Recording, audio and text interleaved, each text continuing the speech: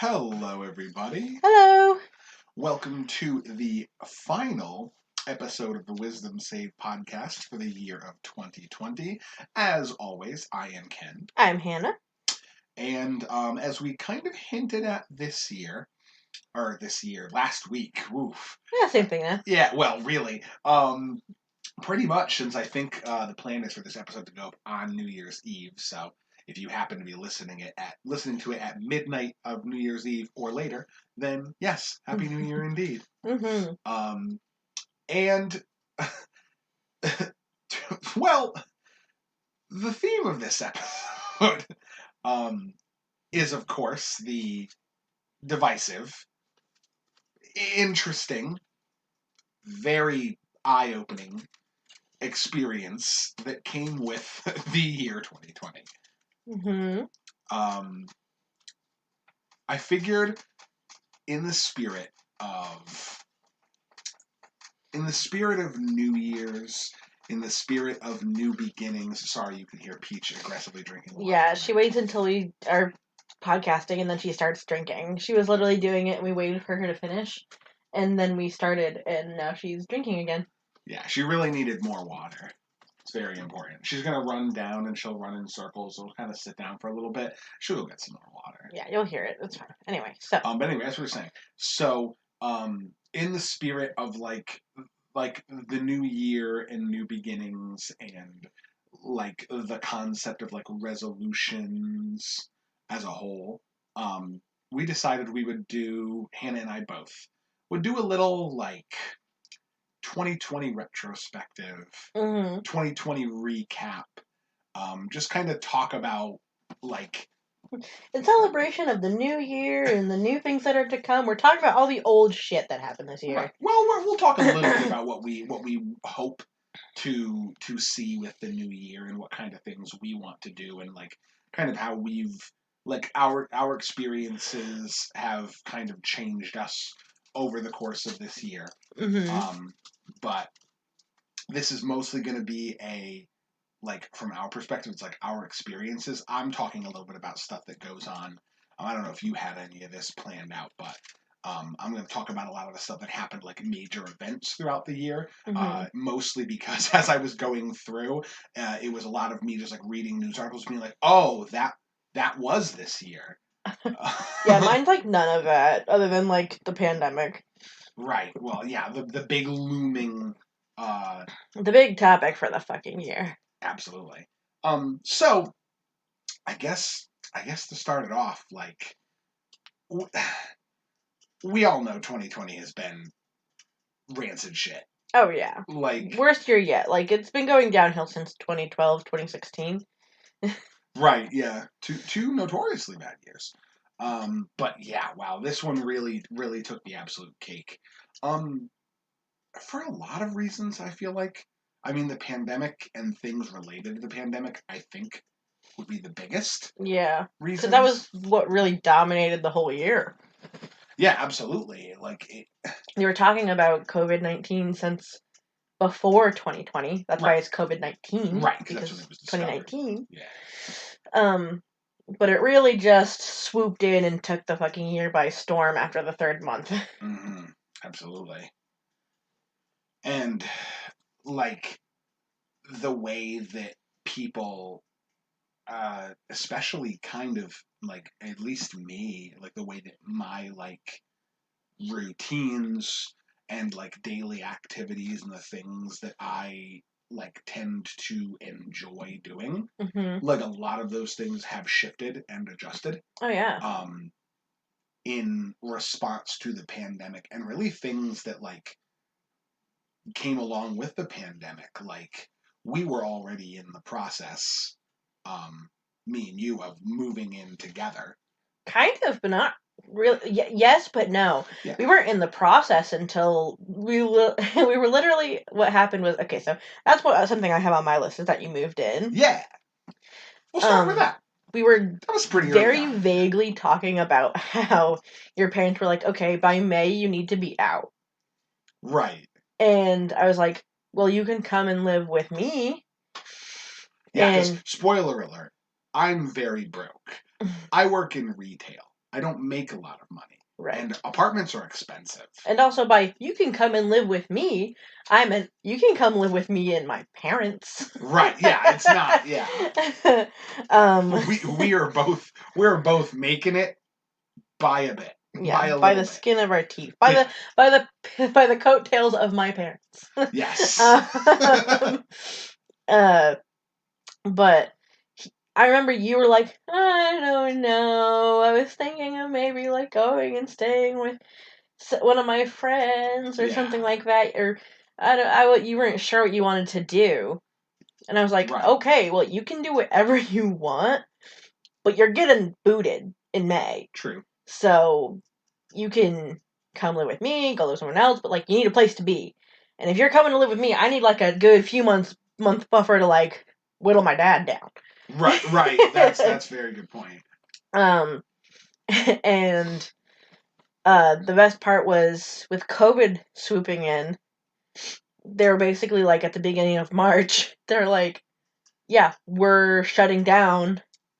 So it was basically at the point where you're like, I need to move in with Hannah Yeah. or not see her until we're either allowed to see each other again or for like months or who knows how Yeah. long. And at that point, like, we didn't, because like that was when things were really starting to ramp up for the first time. People didn't really know a whole lot about what the scope of the virus was going to look like. Right. Like, work was closing down, and I still didn't really know what that was going to look like, what my money situation was going to look like. So I couldn't even if I was going to go move in with a friend of mine and like cover rent, I couldn't even guarantee that I could cover my half of rent. So Right. that was an option, but it was a risky option.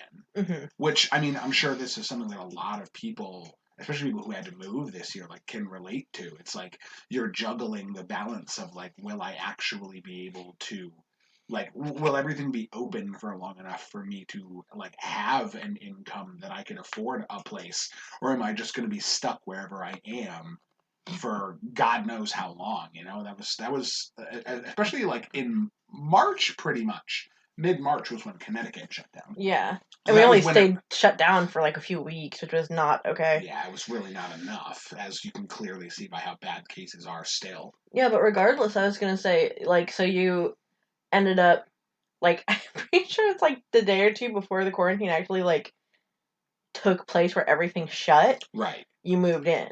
Yeah, and it was like quick. Like we just like grabbed a bunch of my stuff, like the basic things I need, and just kind of like hauled it over here in a couple of car trips. Yeah.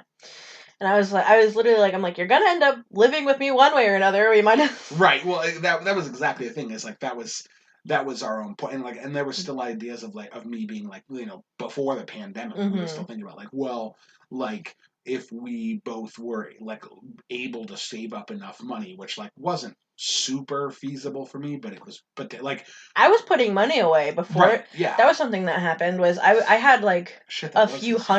$100. Yeah, that was this year. Yeah. I had Huh. just gotten my job back at our grocery store, Right.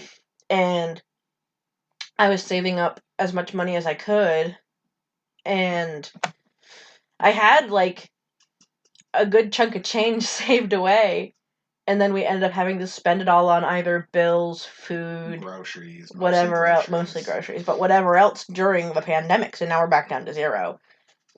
Yeah. Those saving. Well, that was the thing, is that like we didn't really know. Like this was like December. Mm-hmm. So like we didn't know what this was December of last year. So we didn't really know what the pandemic like scope quite was yet. We didn't know like how much of our savings we would have needed. We just knew we were saving and Mm-hmm. like we'd be good, or maybe we could like get ourselves a place and then get clothes there. Yeah. But like things just got crazy, and then that didn't work out, and then it was like, well, I gotta like I either don't get to see her for, at that time I was thinking it was going to be like 4 to 6 weeks. Mm-hmm. I was optimistic about the American response to a pandemic, which perhaps I shouldn't have been. Yeah. But I was like, yeah, it could be 4 to 6 weeks. Like I don't want to go without seeing you for a month and a half. Mm-hmm. So I was like, well, we're, you know, like you said, we're gonna move in together anyway. Mhm. So we'll just do it now, and then hopefully she doesn't feel like I'm cramping her living space by jamming myself into a room with her. The living space was already cramped, and plus, That's it's fair. not like you weren't here like every day anyway. True. It was really just I had to move some shit around so you could fit your clothes and your things.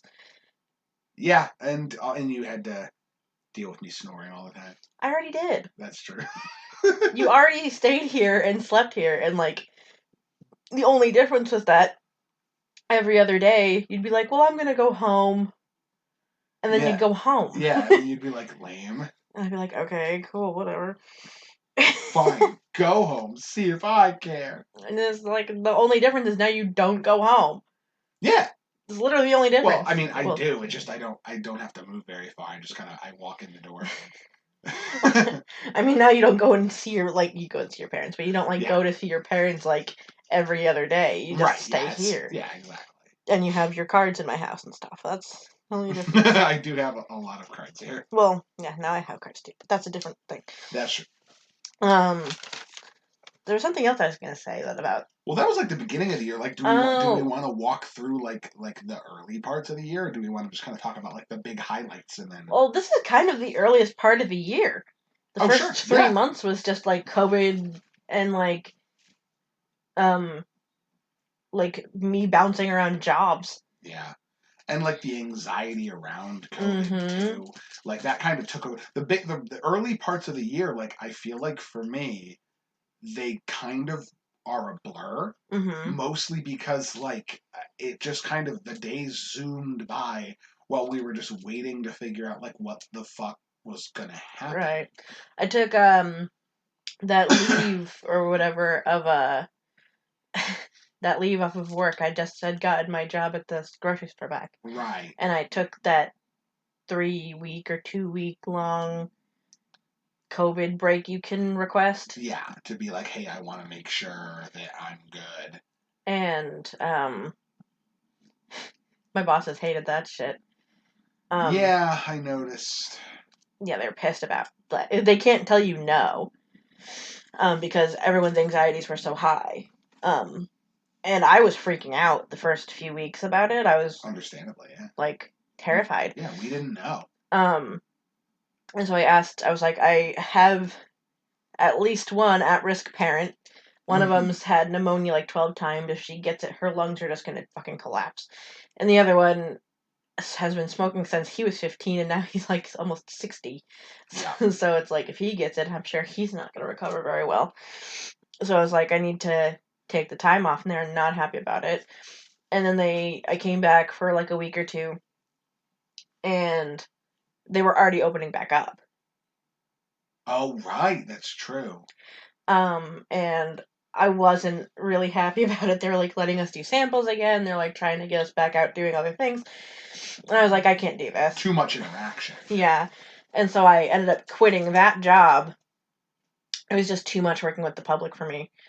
Um, and I moved to my wine job, Right. Yep. which was better. I was really only working with old people, but at that point I had quarantined, so I was okay. And like, Yeah.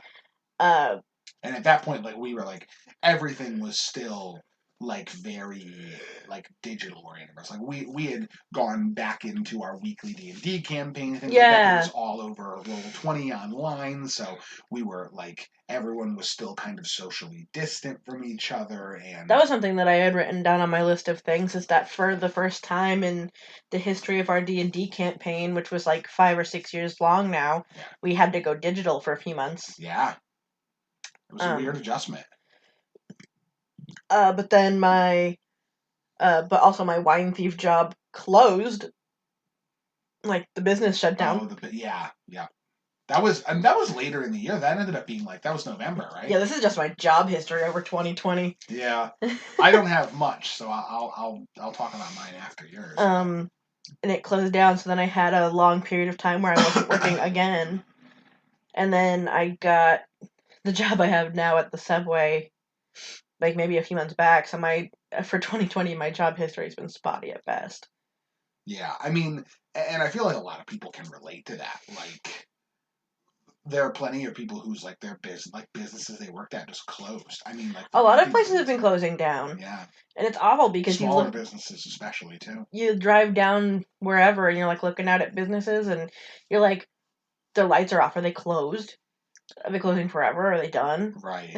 Like, I looked across my workplace and I saw the nail and spa place. Yeah. And of course, my first reaction was like, "Oh, I have money now. I'd love to get my nails done." Right. But then it's like, ooh, like people touching my fingers and like, yeah, I don't know, it's COVID. I probably shouldn't be doing And that's that. the thing is like that's their entire work too. So it's like it's pretty reasonable exposure Right. rate to people. Right. And I was like, okay, well, I guess I probably shouldn't do that. I never get my nails done like ever, but I was like, ooh, everything's been so fucking awful. Maybe I should go and get my nails done. Yeah, like That might be nice. But then it's like, oh, I probably shouldn't do that. And then also I realized like all their lights are off. I'm like, are they even still a business? oh. Oh, I don't even want to think about that. That sucks. Like the small businesses are the ones that I think are going to end up getting the most, and currently are because you can clearly tell, just from like buildings with lights off and closed doors and Mm-hmm. under new management signs and things like that. You know, a lot of the small businesses really were the ones that struggled the most, which is like and It's this is because they're the only people not getting giant corporate bailouts. well, that's really what it is. Is like that's my like this is a small gripe, but like there are a million reasons we could do a whole podcast about how miserably ineffective the American response to the coronavirus pandemic was. And how badly our businesses are built. Well, how badly like the actual like business structure of the United States, where virtually everything is just corporations, and the corporations are basically held together by toothpicks and twine, and a bunch of like shareholders who are just kind of handing money to each other. Right. And so like you have all these small businesses that are like actual like hard work ventures that were put together to try to help the overall economy grow and provide a good and a service to like small towns and local areas, and like those are the places that struggle and suffer the most because they get no help, whereas like Bezos is walking out with an extra like what like 29 billion Oh yeah, richer than dollars. ever. Yeah, like he's doing extra good because we made sure that he was doing okay. But like, you know, the mom and pop shop down the street that's been open for 20 years had to close their doors forever because no one cares. And they got like that. That's one of the things. I mean, again, lots of things about this year that have been depressing.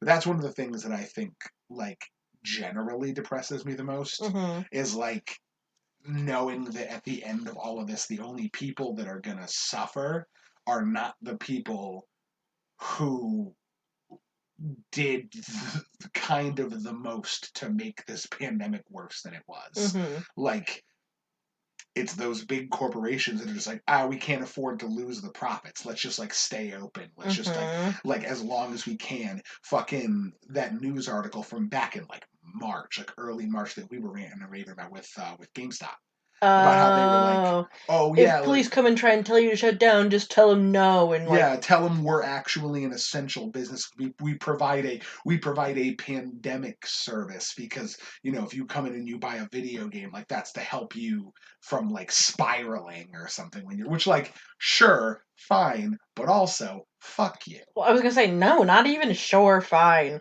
Like I haven't gone to a GameStop this entire fucking pandemic. That's I fair. just buy them all on the fucking Nintendo Switch. Like Right. you can buy everything online. Well, that's the thing. Like this year was a year of You are not adjustments. essential. Yeah, and they wanted to be because they couldn't afford to take the profit cut, Mm-hmm. and it's like it's that kind of bullshit that like ended up probably exposing more people to the virus than needed to or should have been exposed to the virus because everyone's just like worried about their bottom line.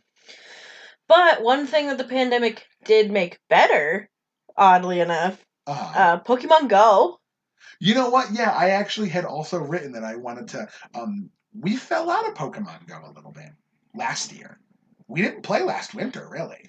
Well, we didn't fall out last year. I never played during the wintertime ever. I do occasionally, but last winter, and I feel like the winter before, I wasn't really playing. Well, because it's cold and like I don't want to be outside, and like lots of people that I play with, they do the cheating thing and they drive and everything like that.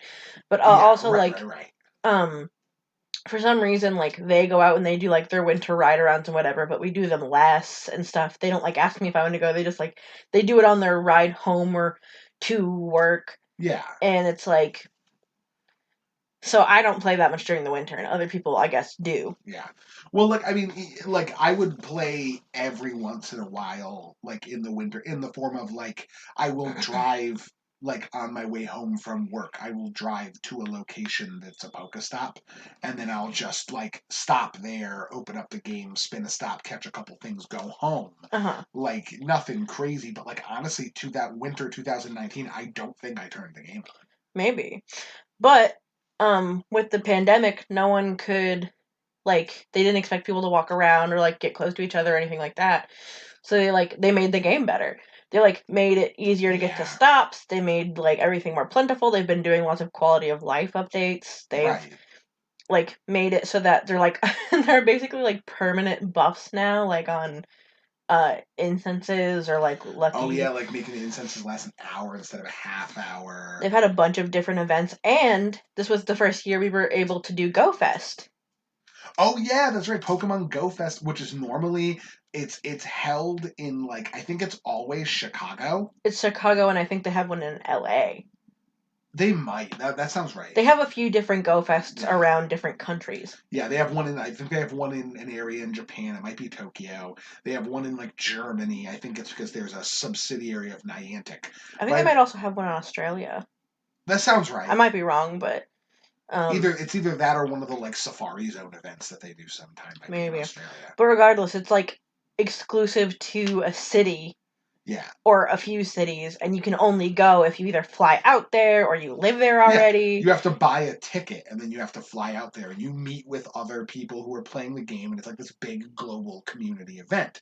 Obviously, not a thing that could happen this year. So they made the tickets digital, and they opened it up to the entire world basically. Yeah. And you just bought a ticket, and then you got 3 straight days of like upped shiny odds and like all sorts of other neat Yeah. things. Like Fancy rare Pokemon popping up everywhere. they gave you different like biomes that showed up every hour for like 6 hours. Yeah, and like global challenges you could Hmm. do where like you and everyone else on the entire planet was working on the challenges at the same So they got time. smashed.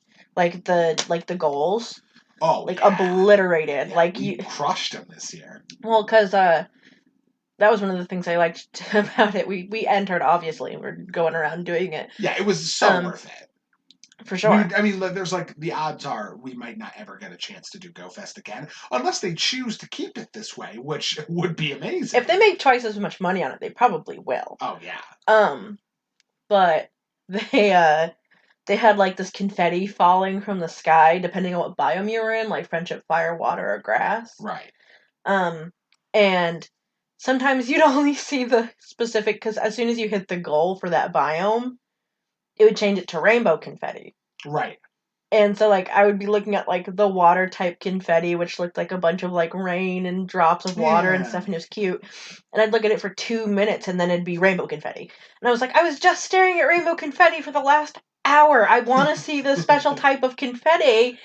And Maybe they'll change it for next year, so because we did do those goals real quick. yeah, so it was basically like you got to see the different type of confetti change, and then like after a minute or two, you'd smash the goal, and then it'd be rainbow confetti.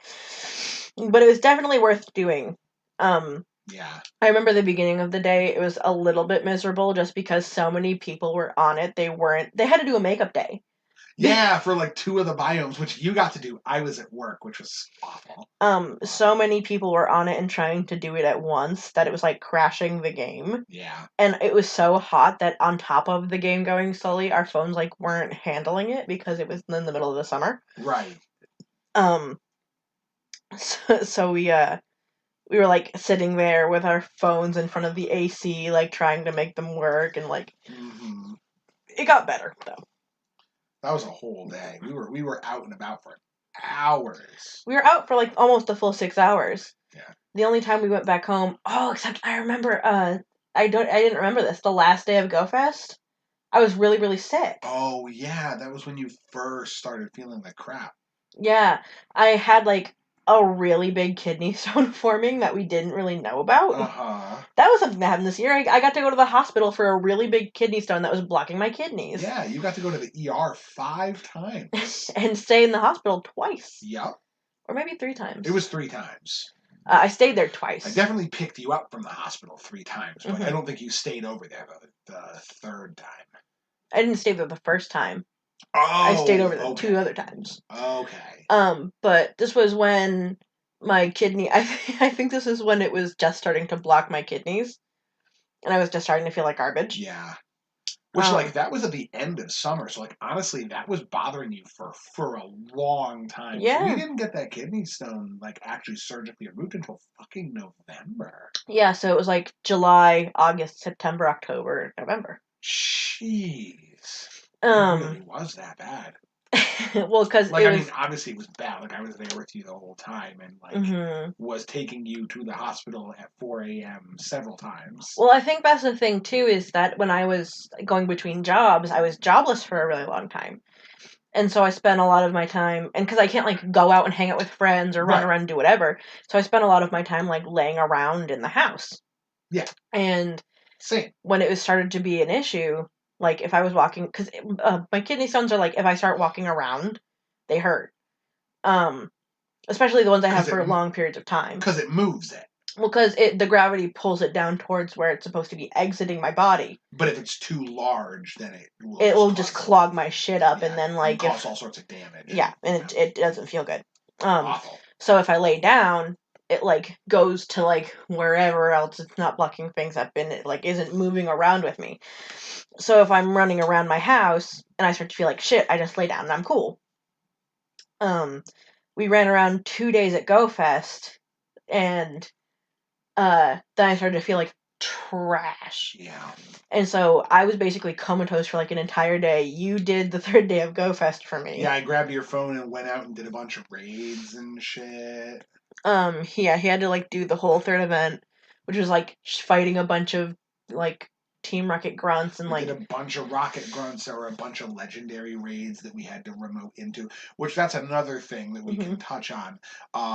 The fact that you could actually raid remotely oh yeah, is with your buddies brand new. now. That's Yeah, that's brand new to this year in Pokemon Go, and that honestly was a lifesaver for us. For who and we'll talk about the video games and TV shows this that is like the saved our beginning of lives. talking about the video games and stuff. Yeah, like those are the ones that saved us this year. But Pokemon Go has a special place in our heart for this year because hmm like just being able to like we're stuck inside, we have nothing we can do.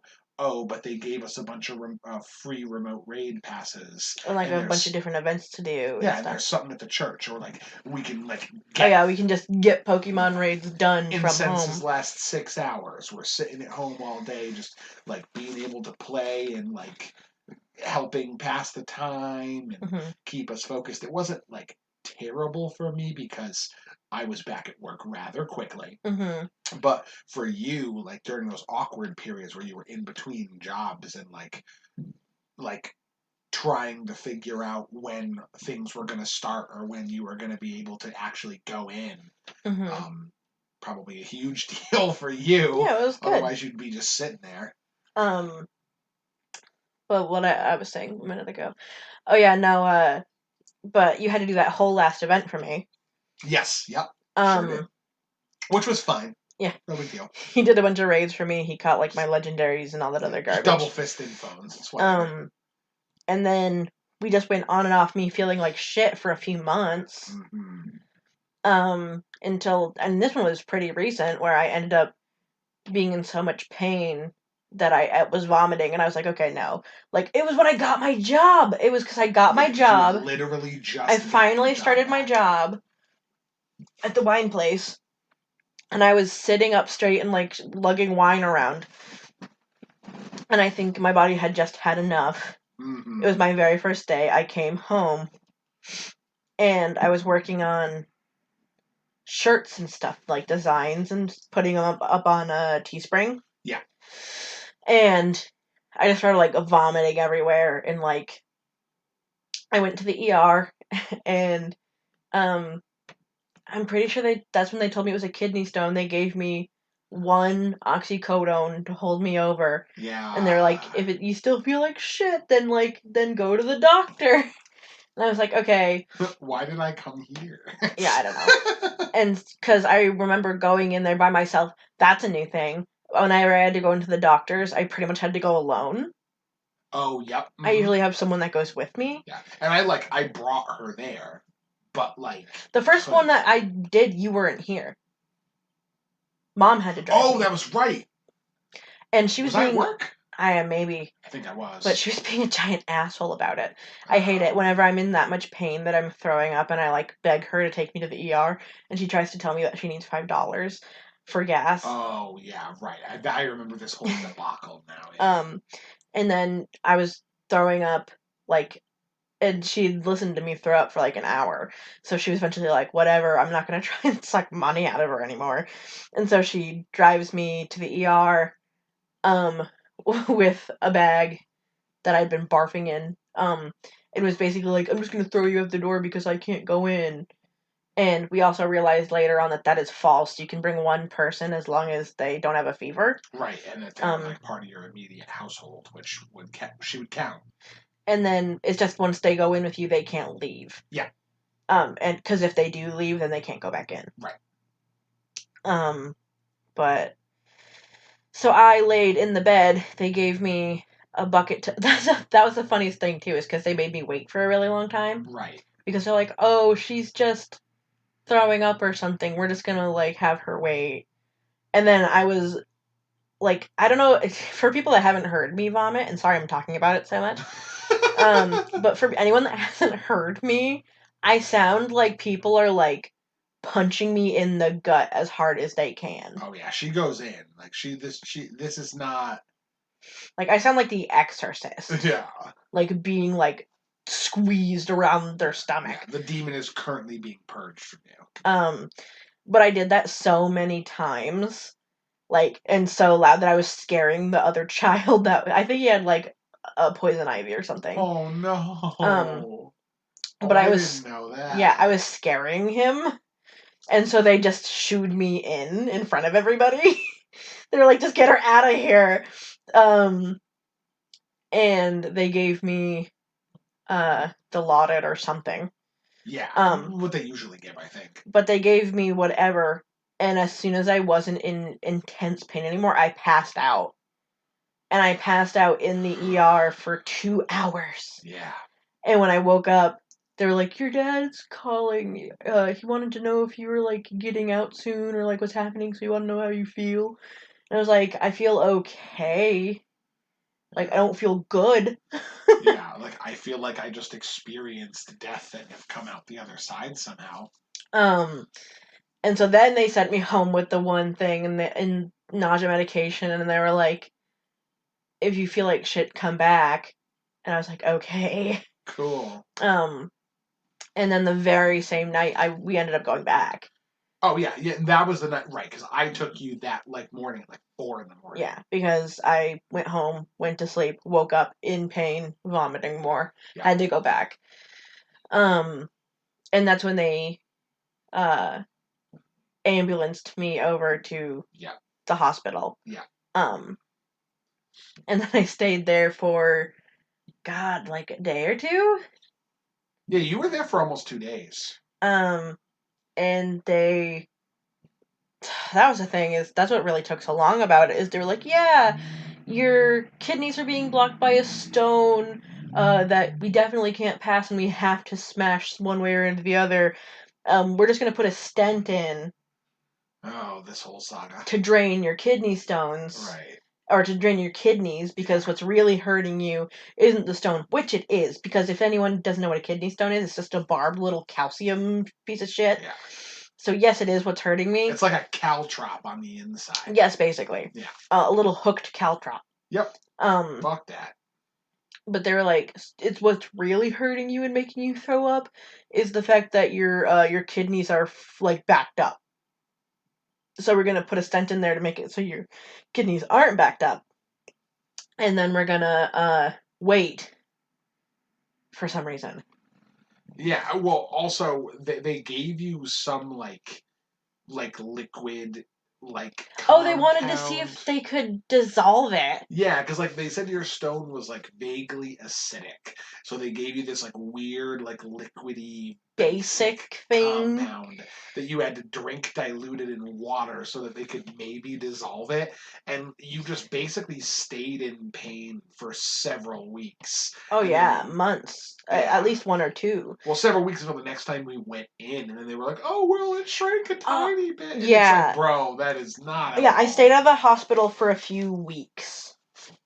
And then I ended up waking up in pain, more vomiting, Yeah, and had to go back. And they were like, "Oh, well, I mean, uh they're like well, the pain's actually coming from your stent is now misplaced. It moved. yeah. So now it's scraping against your kidneys." Yeah, that was the first time that it was like, and then the thing is, like, that happened after 2 weeks. Like, they just left the temporary stent in for 2 weeks, gave you, we had to fight for them to get pain medication because whenever you Oh weren't yeah. on pain medication, you were in excruciating pain. Yeah, so we had to fight tooth and nail for them to refill it every single time I needed it to be refilled, which was fairly often because they would only give me a certain amount, which, like, I get it. They don't want you to get addicted to them. Yeah, But then that's, also maybe take care of my problem so I don't have to be on them for 2 months. well, that's, I think, like, honestly, when it comes down to it, like, that's part of why I feel like this becomes a problem for people Hmm. is like you don't have a particularly addictive personality. Thank So, God. right. So, like, you are already in a pretty good position when it comes to having to take pain medication daily for literally a month and a half. They had you on oxys for virtually a month and a half every day. No, 2 months. Not a month and a half. Two Yeah. months. And that's the thing is Because like they gave me some for afterwards and right. some for before, and like between what I got from the ER Yeah. and like what they were giving me, whatever. Like I've been on oxycodones for 2 months. Yeah. Like daily. Yeah. And it's like if you want people to not develop a dependency to it, maybe just fucking solve the medical problem they're having instead of just using the oxycodone to delay it. Right. Well, that's the thing too, is because then we went back and they were like, "Oh well, your thing's scratching against your kidneys, so we're just gonna take it out, put a Put new a one new one in." in. And they're like, I was like, "Well, why can't we just do a lithotripsy, get it done with?" Right, which Which I've gotten you've them done gotten before, before, yeah. and I know they work. So I was like, "Can we just get rid of it?" And they're like, "Well, we want to try and see if we can dissolve it more because it's a little bit Yeah. smaller." Also, real quick, for those of you who've never had a kidney stone or anything about it, lithotripsy is a special surgery that they do to deal with kidney stones. They basically take this like sonic cannon and they turn. Okay, I It's will describe it. it's like a It cannon. is not a It's cannon. basically a cannon. It's a non-invasive surgery where they take this little bubble of like water in a silicone bubble Mhm. and they push it against your side and they shoot such intense like waves of sound into your Right. body that it crushes the stone from outside of your body, and then you can just like pee out the sand. Right. And the water is there so that the sonic waves aren't They're directly impacting. amplified. Yeah. Oh yeah. Right, because it like hums and echoes through the water. Yeah. Yeah. So it is not a cannon. They do not Well, blast they you with have a to blast the water with a sonic cannon, okay. technically. Um, What else would it be? Regardless, Megaphone does not sound as cool as cannon. Whatever. I was like, we need to. Can you just get rid of it? They were like, it already shrunk a little, Yeah, it shrunk like a little so tiny. we're gonna keep Still, trying to still shrink it. too big, but let's just keep you going on that for another month. And then after 3 weeks, or maybe like one and a half, it happened again where I was in pain and I was vomiting and couldn't lay down, and so we had to go back to the ER. Again. And they got me a different doctor this time. Yeah. And he was like, "We're just gonna get that thing out of you." Yeah. And I was like, "Thank you." Yeah. Well, that was the thing is that like they were putting off the lithotripsy for so long, and then you're just like, yeah, well, it's another problem, and like we were just kind of not having it, and then they're like, yeah, so we got this guy, we called him, he's free at 4 o'clock. We'll just fucking do it. Yeah, so they gave me the Thank lithotripsy, God. got it fucking done. They kept the stent in so that it wouldn't like so everything could continue to pass in case there were any Yeah, more and like blockages. drain out. Yeah. Um, and then after a few more days, they took that out, and then I was done. Yeah. Like, they could have just done that from the beginning, Mm-hmm. but they wanted to try and do a weird test with me and see Yeah. if they could shrink it. And it's Ooh, like, just she's our little science I was like, just experiment. Now's a fucking do the great time for goddamn, that. like, so many days of just, like, pain and traffic and, like, being poked and prodded. Upside of it, though, I got so many COVID tests. Yeah, right. For like straight up free, because they were like, well, we have to COVID test you for this. Yeah. And like, Before I had any stays at the hospital, they had to COVID test and me. the other convenient thing that came out of all that is because we took so many trips, like we had to do a bunch of paperwork to defer a bunch of bills and stuff. Oh, I got But myself insurance. yeah, they fucking set you up with some like really solid like state insurance. So now you have health insurance, which is awesome. I was so slow at doing it because I was feeling like garbage the entire Well, time. that's the thing. Like, they expected you to do all of that shit while you were in constant pain or constantly on oxy. Yeah, Like, or constantly are you kidding drugged me? up. And I was like not having it. So I was so slow at doing it that they eventually just pushed it through for Yeah, they me. just did it for you. They was like, "Oh yeah, you have it." Like the fifth time we went to the ER, they're like, "Oh, and you have husky," And I was and like, you're like, I'm like, it's like pending. And they're like, that's what you said the last few times you were here. Do you have a social security number? And I was like, uh-huh. They're like, can we have it? I was like, whatever. Be me at this point. I don't fucking care. "Yeah." And I gave it I gave it to them, and they pushed it through. And then the week afterwards, I got my state insurance card. Yep.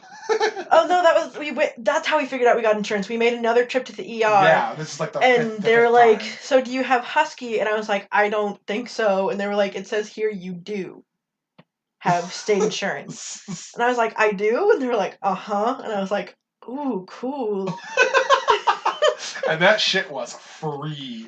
Yeah. Like, damn, we love it. That's the thing, is that like those medical bills are still expensive. Like we still have a lot of money that we have to pay off, which sucks. But it would have been probably like Oh my god, seven no, or like 8 times more than it is. I was talking to if it Kyle was about what covered. the bills were from before I had insurance. Yeah.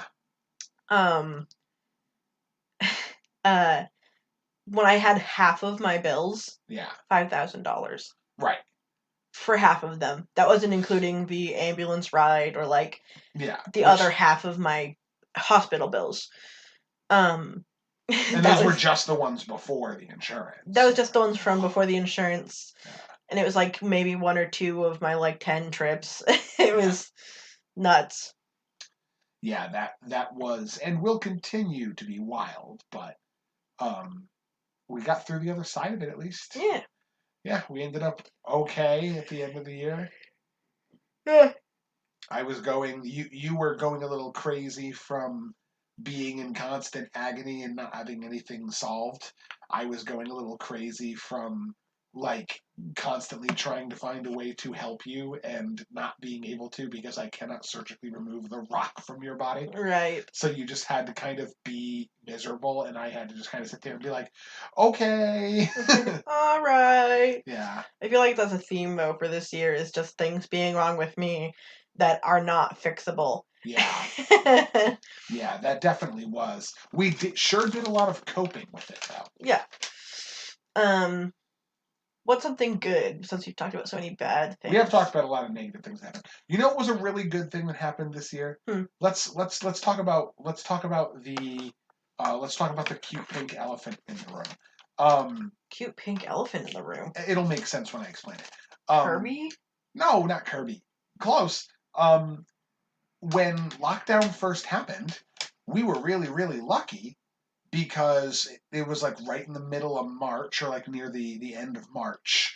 And everyone at that point was like, well, we have to stay inside for who knows how long. We have to stay distant from people. We're going to be kind of stuck with not a whole lot to do. Like, what are we going to do?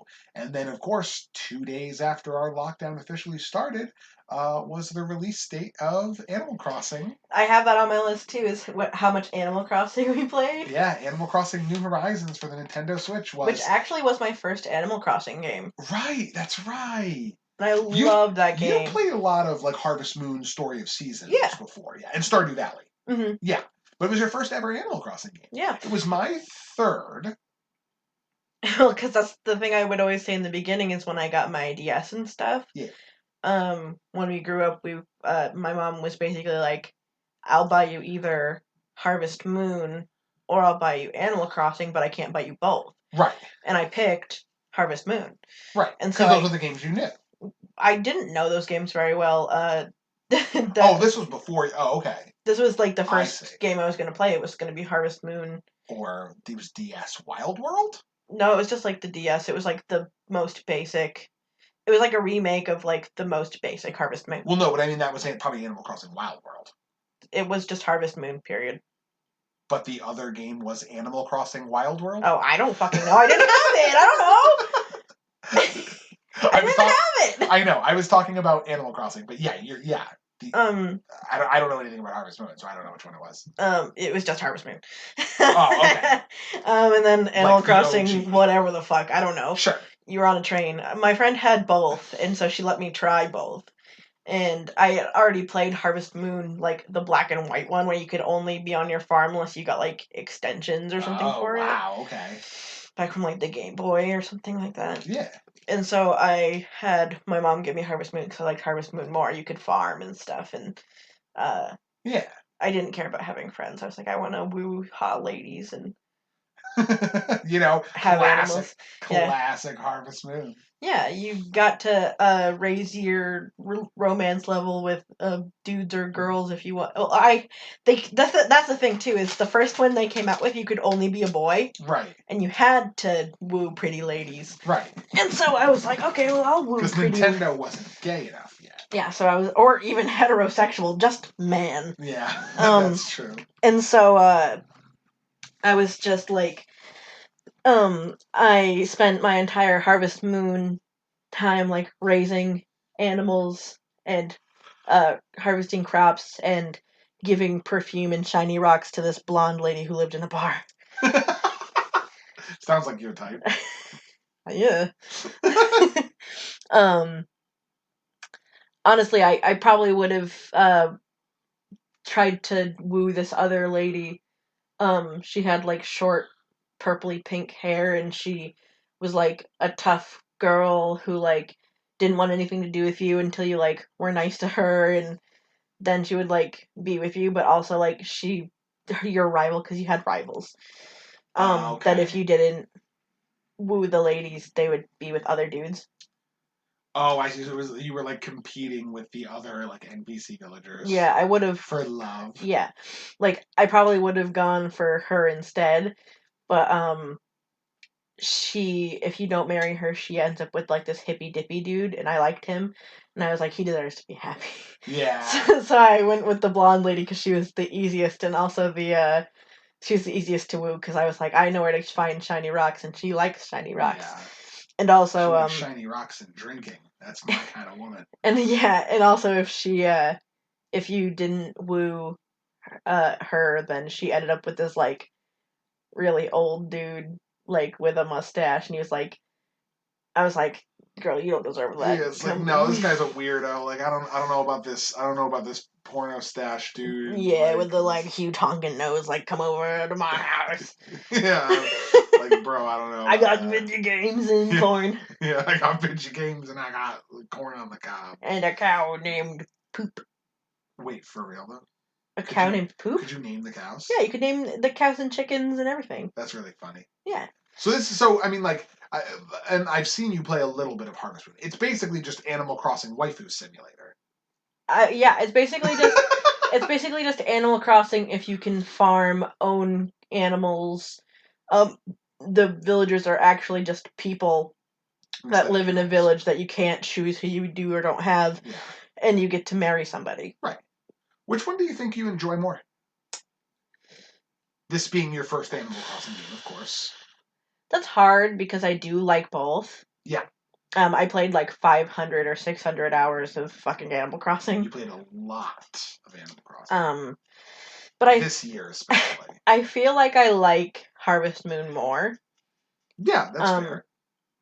Just because there are more elements to it.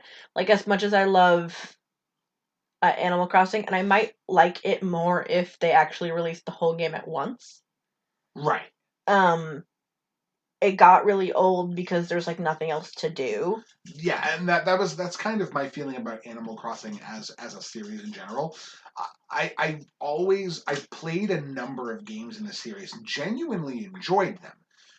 But the thing is, I only really play them for a limited time. I Mm-hmm. went hard with Animal Crossing for like 3 months, and then like it started to slow down. And the Mm-hmm. next event, I was like, "That's fine." And once I got to the point where like I can kind of put it down and not play it every day, that like kind of dispels it for me a little bit. Right. And then it's like it kind of becomes something that I casually go back to whenever I feel like going back to. Mm-hmm. But for the most part, it's like Animal Crossing can really only keep my attention for a little while. But when we were like in the throes of quarantine, like Mm-hmm. really like there's nothing going on, that would be sometimes we just wake up, play Animal Crossing, and go to bed. That's the thing is, we played Animal Crossing like the first 3 months of quarantine, March, April, May. Yeah, We played it like straight, like woke up, turned on the game. yeah. Like I had made a chart to like track turnip prices. Yeah, we had like the turnip checker apps. We had like a group chats Mm-hmm. for like figuring out when we could like maximize profits and stuff. Yeah, we went hard. Honestly, I would have probably kept going for a lot longer if my birthday wasn't in May and I didn't get Kingdom Hearts. Oh, well, Because I got Kingdom Hearts and then I bought that PS4. Well, I bought the PS4 and then I got Kingdom Hearts. And then it's like, well, that's gonna take up some time. I probably would have played longer if they had actually added like the updates faster than just when Right, holidays happened. right. Like I had already like modeled my whole island. I'd already Hmm. gotten it to a 5-star island. I Yeah, already like which I hadn't yet. I was very slow and steady. I had a You bunch went of hard. stuff. Like I already like had my house kind of like designed the way I wanted it to be. Yeah. And that's the thing too is that it doesn't help that that game is a like I have a thing where like I'll set one thing up the way I want it and then that's how I want it. Right. They like have achievements for changing your house 10 times and like changing this Yeah. thing It's 8 like, times. And I'm like I have it the way I want it. yeah, I I'm don't not want to doing that. change it anymore. Right. Um like there was only fish you could get at certain times of day or like certain seasons and Mm. like I don't want to be on this game 24/7 do like just fishing for things. Like I was looking to get money so I could buy cute outfits and the one thing that really held me, I think, Mm. was I loved all the villagers. Yes. And like being able to stockpile like your favorite villagers and like listen to their like get them gifts and listen to their cute reactions to things like that's the big appeal to me. That's what picks it up, I think, over a game like Stardew Valley or Hmm. uh Harvest Moon Story Seasons for me. Well, I think the one thing that puts like I love having them be like sweet and cute and like being able to be their friends. Yeah. But I think the one thing that really puts it under Harvest Moon and stuff like that for me Yeah. is when you can't own animals or crops. But that's not what I'm talking about right Sure, right. now. The farming elements Yeah, that you want to have. already puts it on top. But the elements that make it like better, as in like how you like communicate with your community. If you're talking about your villagers as your community, Oh, okay, sure, um, sure. So like, is that they can't be mad at you. right. Like It they're isn't like original Animal Crossing where sometimes they'd be really shitty to you. like I got a bad villager that I didn't want. Yeah.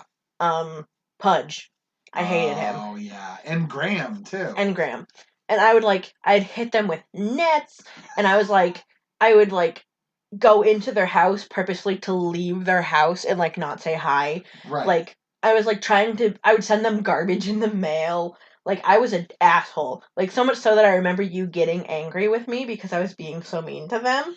I wasn't like mad. I was just like, I can't there's like only so much like watching you hit a chunky little hamster with glasses with a net over the head and watching him cry that I could take before I was like, can you just like not? No, I was like fuck this guy. He's creepy and weird and I hate him. And also like no because like he doesn't actually stay mad. He'll be Yeah, like, it's "Could true. you not?" And then like I'll talk to him 2 seconds later, and he's like, "I was thinking maybe we could hang out sometime." And I'm like, no. No, I want you to fall in a river. But with Harvest Moon, like if you dump garbage in like water, like or like throw your trash on the ground, Yeah. it actually like tracks how much people like you, and if you like litter or like if you're like weird and mean to To people, people, yeah. their opinion of you actually goes down permanently. Interesting. Um, so you always got to make sure you're not like throwing weeds on the ground or like throwing trash in like lakes and stuff, or Right. like I think it's like hurting your animals and things And like I that. think that honestly that does a lot to kind of like affect how Animal Crossing is a game that had like a limited shelf life for me. Hmm. Um, like I'm not going to continue to play it over and over again throughout the year. It was a foundational part of the early part of our quarantine, but it kind of lost its luster again because of that reason. Like it's kind of like all positive. It's Hmm. like all sunny and sweet and fun, and like there was only so much of that that made sense for me, who was leaving the like cutesy bubble of happy go lucky Animal Crossing Uh-huh. and going to work in the middle of a pandemic, Hmm. and then like realizing that the world outside kind of sucks. Hmm. And so like there was only so much of that positivity, like constant positivity, that I was just like, okay, this just kind of feels weird now, at least for me. I think it was really just it came down to the updates and stuff for me because what Well, really yeah, kept that too. Like like if it had continued to stay like dynamic and interesting, then I think I probably would have stuck with it. But I because was already feeling kind they of made weird. amendments to like the the museum, and they Right. like got Red to come to the island, and they like added a few other weird little things that you could do. And I was like, if they had just added it all from the beginning, I would have had so much more energy to like pick those things up and explore them. Right. But I already put the game down. Like, Yeah, that's the thing is that like I feel like once you, because like there's so many daily tasks to complete in Animal Crossing, that once you kind of break yourself from the feeling like you need to check it every day, mhm, then you're done. Like I right, feel like at that point it's like, okay, this is now just a casual game for me. right. They added the whole swimming thing. I think that was actually like when I stopped playing was when they Right. added the swimming Well, because update, like that you don't really because I was want like, to I do don't that. want to swim. Yeah. Like that Dive in the ocean? No that's thanks. cool and everything, but nah. And also, I really wanted them to add the The cafe, cafe, yeah. and they still haven't added it. Mm-hmm. And I'm like, I wanted them to add the cafe. They added like six different updates. I wanted them to do the cafe, and they added the swimming. And I was like, forget it. Like, I'm done. And I just moved on to Pokemon. Yeah, and then we Was moved. that this year? Was that before? Sword and Shield came out last year. Last year. Last Okay. December. It But seems like. Isle of Armor came out. The first Yeah. DLC came out in the middle of quarantine. And honestly, it came out pretty shortly after we kind of had there was a few weeks in between. But like it came out pretty shortly after we had put down Animal Crossing. That's the I thing, I too. had finished Kingdom Hearts 1 and was working on Kingdom Hearts Chain of Memories at that point. And then Isle of Armor came out and we were kind of just doing that. Well, that's the thing is when Sword and Shield came out, or when we finished it, Right. I was afraid that because they came out with the DLC announcement. Yeah, they announced it at the end of last year, I think, or something like that. Yeah, and I immediately bought it, and I was afraid that when they released it finally, that I like wasn't going to be interested in it anymore. Oh, sure. Um, but then they released it during quarantine, and I was like, bitch, like I am here Yeah. for it. Well, that was the thing is that like all of a sudden like a bunch of these new Pokemon just showed up out of nowhere, Hmm. and like there was all like these cool new islands to explore. The whole wild area thing that they added in Pokemon Sword and Shield, just like total game changer for the Pokemon series. I want wild areas to be in like every game going forward. Yeah. Yeah, like yeah, because once we had Isle of Armor, we pretty much were just like right back on the Pokemon Oh grind. yeah, just Like get there right was, back onto it. yeah, it took us a little while, I think, before we really like found like the big new game Hmm. for us. Like we kind of left the happy-go-lucky bubble of Animal Crossing. We were playing kind of other stuff. We were watching some some shows to kind of keep us occupied. We were We watched continuing. Phoenix, right? We watched all of Phoenix Wright Ace Attorney, the anime. That's right, which is very similar to the games. So I was kind of excited because I've always wanted to play the games, and I didn't know there was an anime until Hannah showed it to me. Which that series is awesome, and I super recommend it. Yeah, because we watched through all of that, and then like we were still playing Pokemon, and I was still playing Kingdom Hearts during that time period where like Fall Guys was a thing, and I never. Oh, Yeah, Among Us was this year. that's right, but I'm gonna get to that. Because like Fall Guys was a thing for a while, and we kind of missed the bandwagon. I downloaded it, I had it for free on my PS Plus or whatever, but then we we kind of didn't play because we were doing other things, and then it kind of fell off the radar.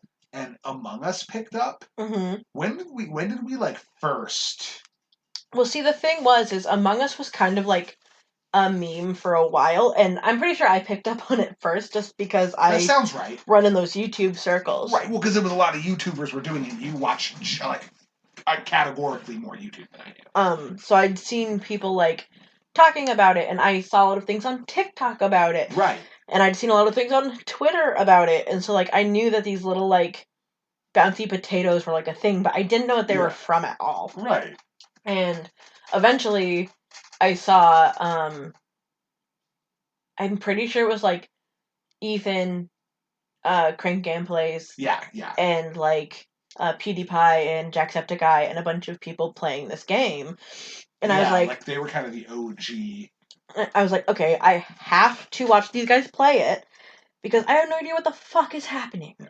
I think the first time that I saw it was when like I tuned into a rig. Like you had started watching them, and I'm like, oh, this is kind of fun. I threw a few on the TV. Yeah, but that was the thing is that like the one that I first was like, oh shit, like I was into it was the one where like because this is after, and this is like a separate side of it. This is after like everything happened with Jenna Marbles this year, and like she decided to like oh my god, YouTube. Yeah, which is well because everyone like is fucking bored off their asses in quarantine, so they started canceling a bunch of people, and some of it was deserved, like sure, like Shane Dawson and fucking he's been shit. Like a bunch of people got canceled, and in everyone's tirade to oh my god, because fucking on top of quarantine, all the BLM stuff and the riots and crap. Oh my god, I forgot that was this year. Did you forget? Yeah, that's like which is crazy. So a bunch of people were on the internet like canceling people, and justifiably so. Right. But then they started going after Jenna Marbles for like doing blackface. Like I'm doing bunny ears right here because I'm pretty sure she like had tanned herself and was pretending to be like a girl from the Jersey Shore. She might have been. Either way, she was tanner than she was supposed to be. I don't know the full context. I think I know what video they're talking about. I watched. Well, it was an older one. I'd watched. It was like a video from like 2012 or before. Yeah. I think I know which one they're talking about because I watched Jenna from like really really early. Right. And while I hadn't seen it in a very long time, I don't think she was doing like actual literal blackface. Right. But she was wearing a skin tone very much darker than hers. Yeah.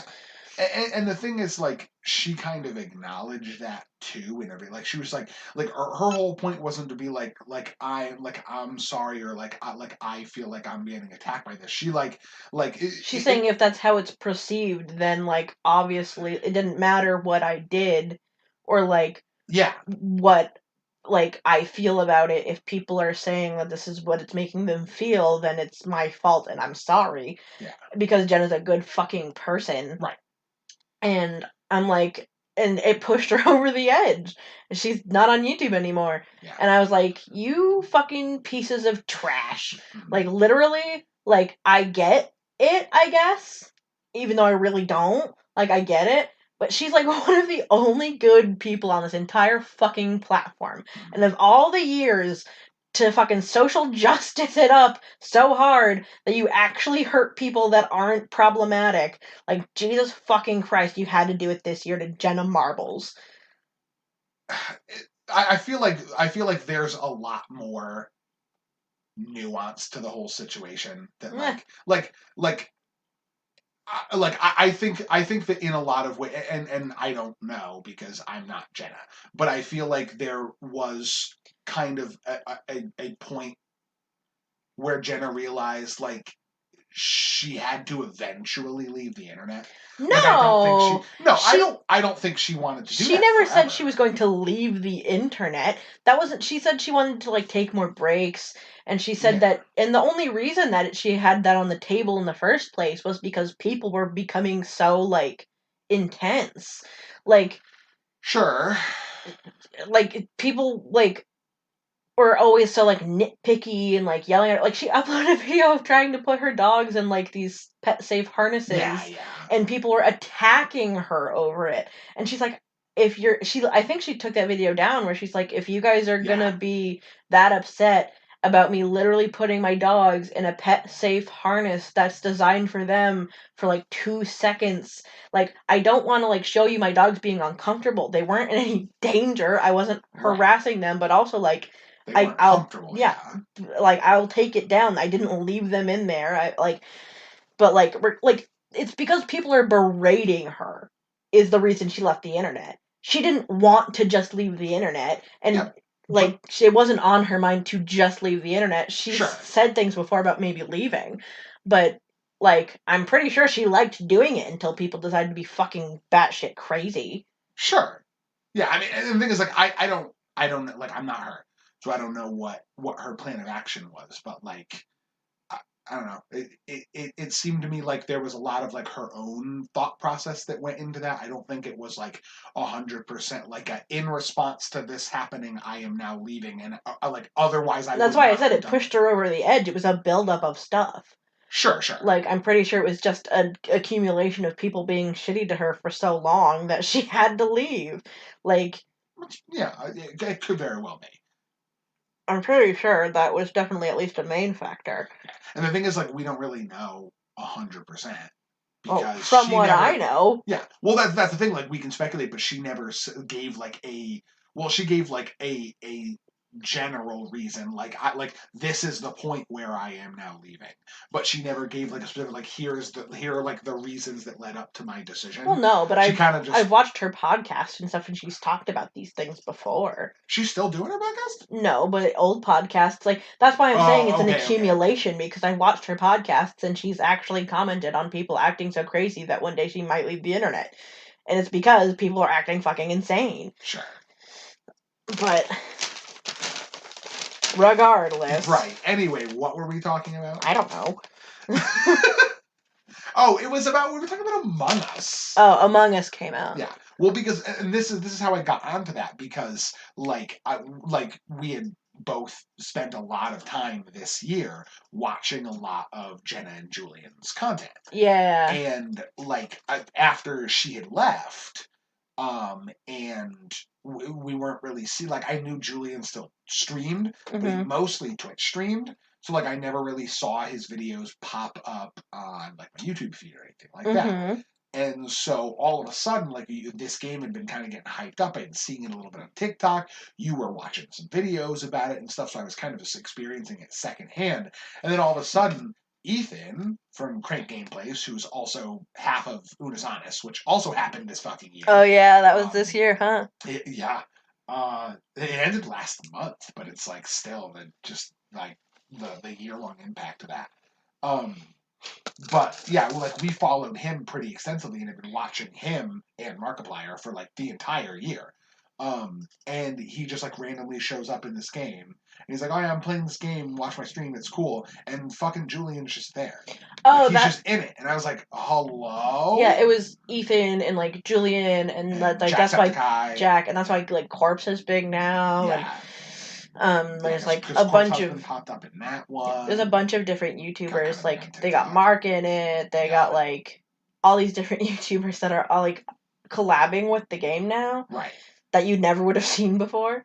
And it And, also gives you an opportunity to hang out with your friends that you didn't before. well, that's the thing. Like, it's a really good like Among Us became this kind of like premier social distance game, and like Fall Guys was a big thing for a while, and then kind of just like fell off the map when Among Us got big. Like people Mm-hmm. still play it, but not, and it doesn't get as much like content as Among Us does. And I think it's because Among Us fills a niche that Fall Guys didn't fill, which is like Fall Guys is a big group game, but Among Us is a group game that you play with a smaller, close knit group, and it's a conversational game. Mm-hmm. It's a game where you get to actually interact with people, which is something that like we've all kind of been AOC lacking in this played year. Among Us this Right? year Yeah, Alexandria Ocasio Cortez, senator from New York, uh, played to um, to encourage like people to vote. yeah, like raise awareness for like voter Speaking of, that's something that happened this year. The fucking election the fucking 2020 election that we got through by the skin of our fucking that teeth. apparently still isn't over or some Yeah, shit. it's not over. Like the level of conspiracy theory nonsense that keeps getting like dumped around Oh my on Twitter, god. and then mostly people get dumped on is hilarious. Did you hear the new thing now that like a bunch of people are like, oh well, wait till liberals see what happens on January 6th, because What's January 6th? January and this it's gonna be funny.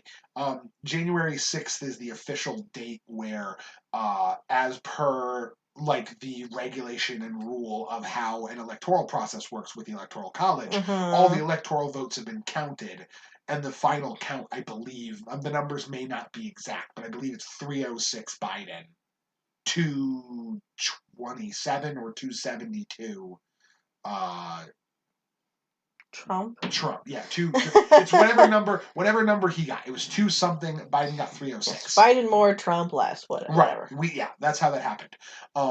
What happens on January 6th is at its official protocol, the sitting vice president of the United States gets up onto a podium Uh huh. and then has to in Senate manually count the votes for the electoral college, Right. and then once he has manually counted the vote, they certify the vote count.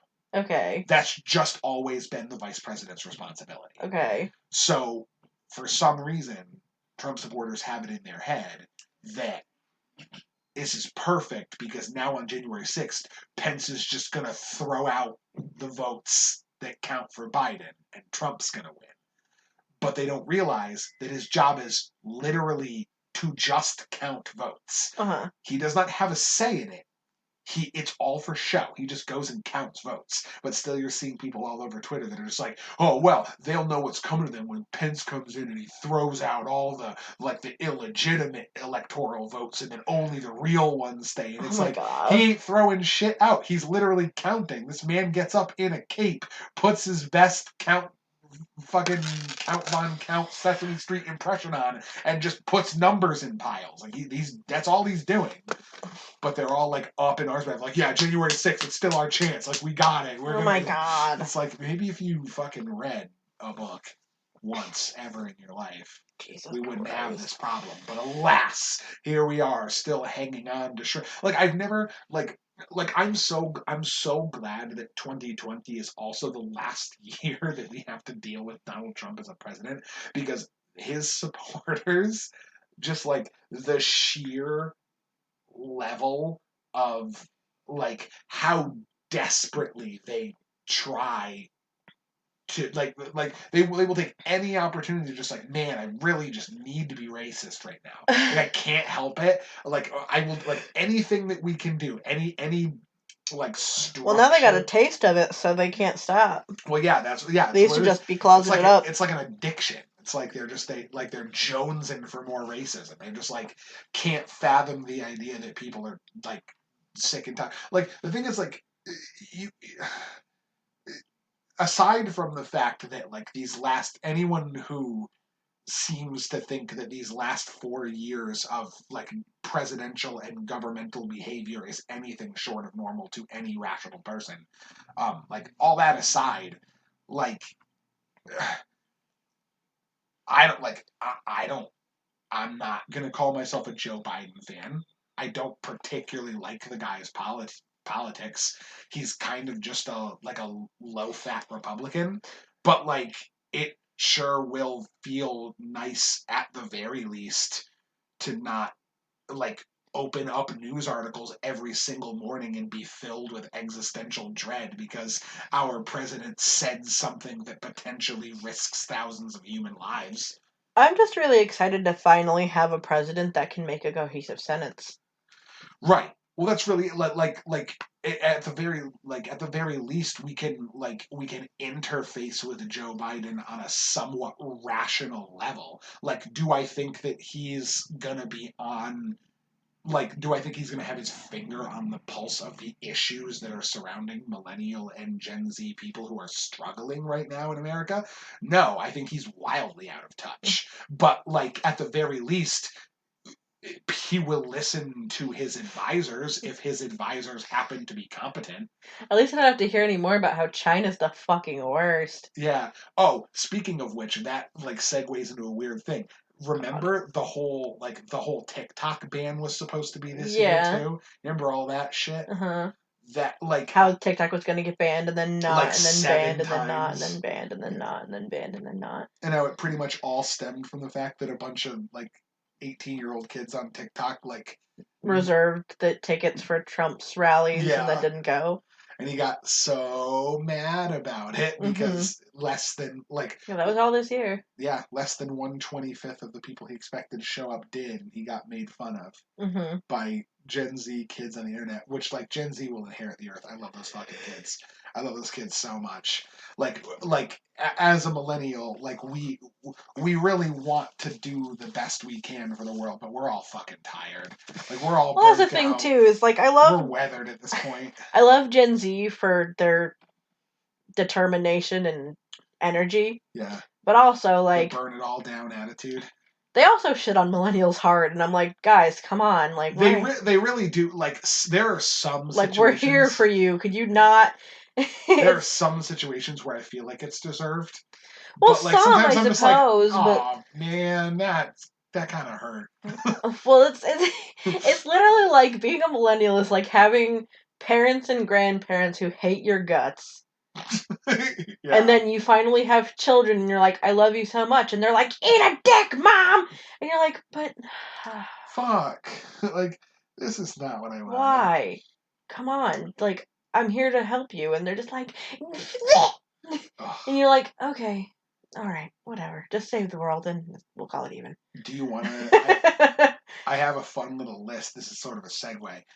But since we were talking about the whole TikTok ban thing, I have a fun little list of a bunch of things you may have forgotten happened this year. Okay. If you want me to go through Sure, it. go ahead. Sure, yeah. Do you remember the Australian brush fires? Yes, I do. Yep, that was January of this year. That was Oh 2020. yeah, I remember in the like when it was like around May or June, they were like, here's your 2020 bingo card. What disaster happens every month? And the first one was brush fires. Yep. The Australian brush fires. I think February's disaster was when Kobe Bryant and his daughter died in the helicopter Also, crash. wasn't that month also the death hornets or whatever? No, the murder hornets were May. Oh, were they May? Yeah, they were May.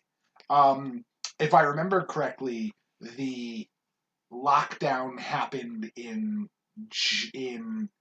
March, and that was like the big thing. And then kind of like the surge of coronavirus infections was all throughout April.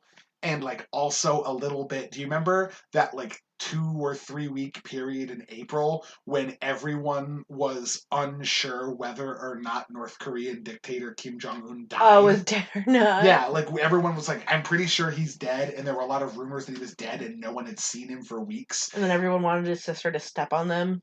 Yeah, like everyone got like weirdly horny for his sister, who is also a murderous war criminal. Yeah, no, That is not lost on me. Right, no, I know. But everyone was just like, oh, like, Miss Kim senpai, like, please step on me. And it's like she will. Like, she will step on you so hard you die. Yeah, like, I'm pretty sure she's executed babies. Like, don't fucking, like, stop. Do not be horny for her. Stop. That's enough. No one should be horny for her unless she's gonna kill you if you're not. Right. Then I will let you. Then maybe consider it. Then consider it the once and then run. Right.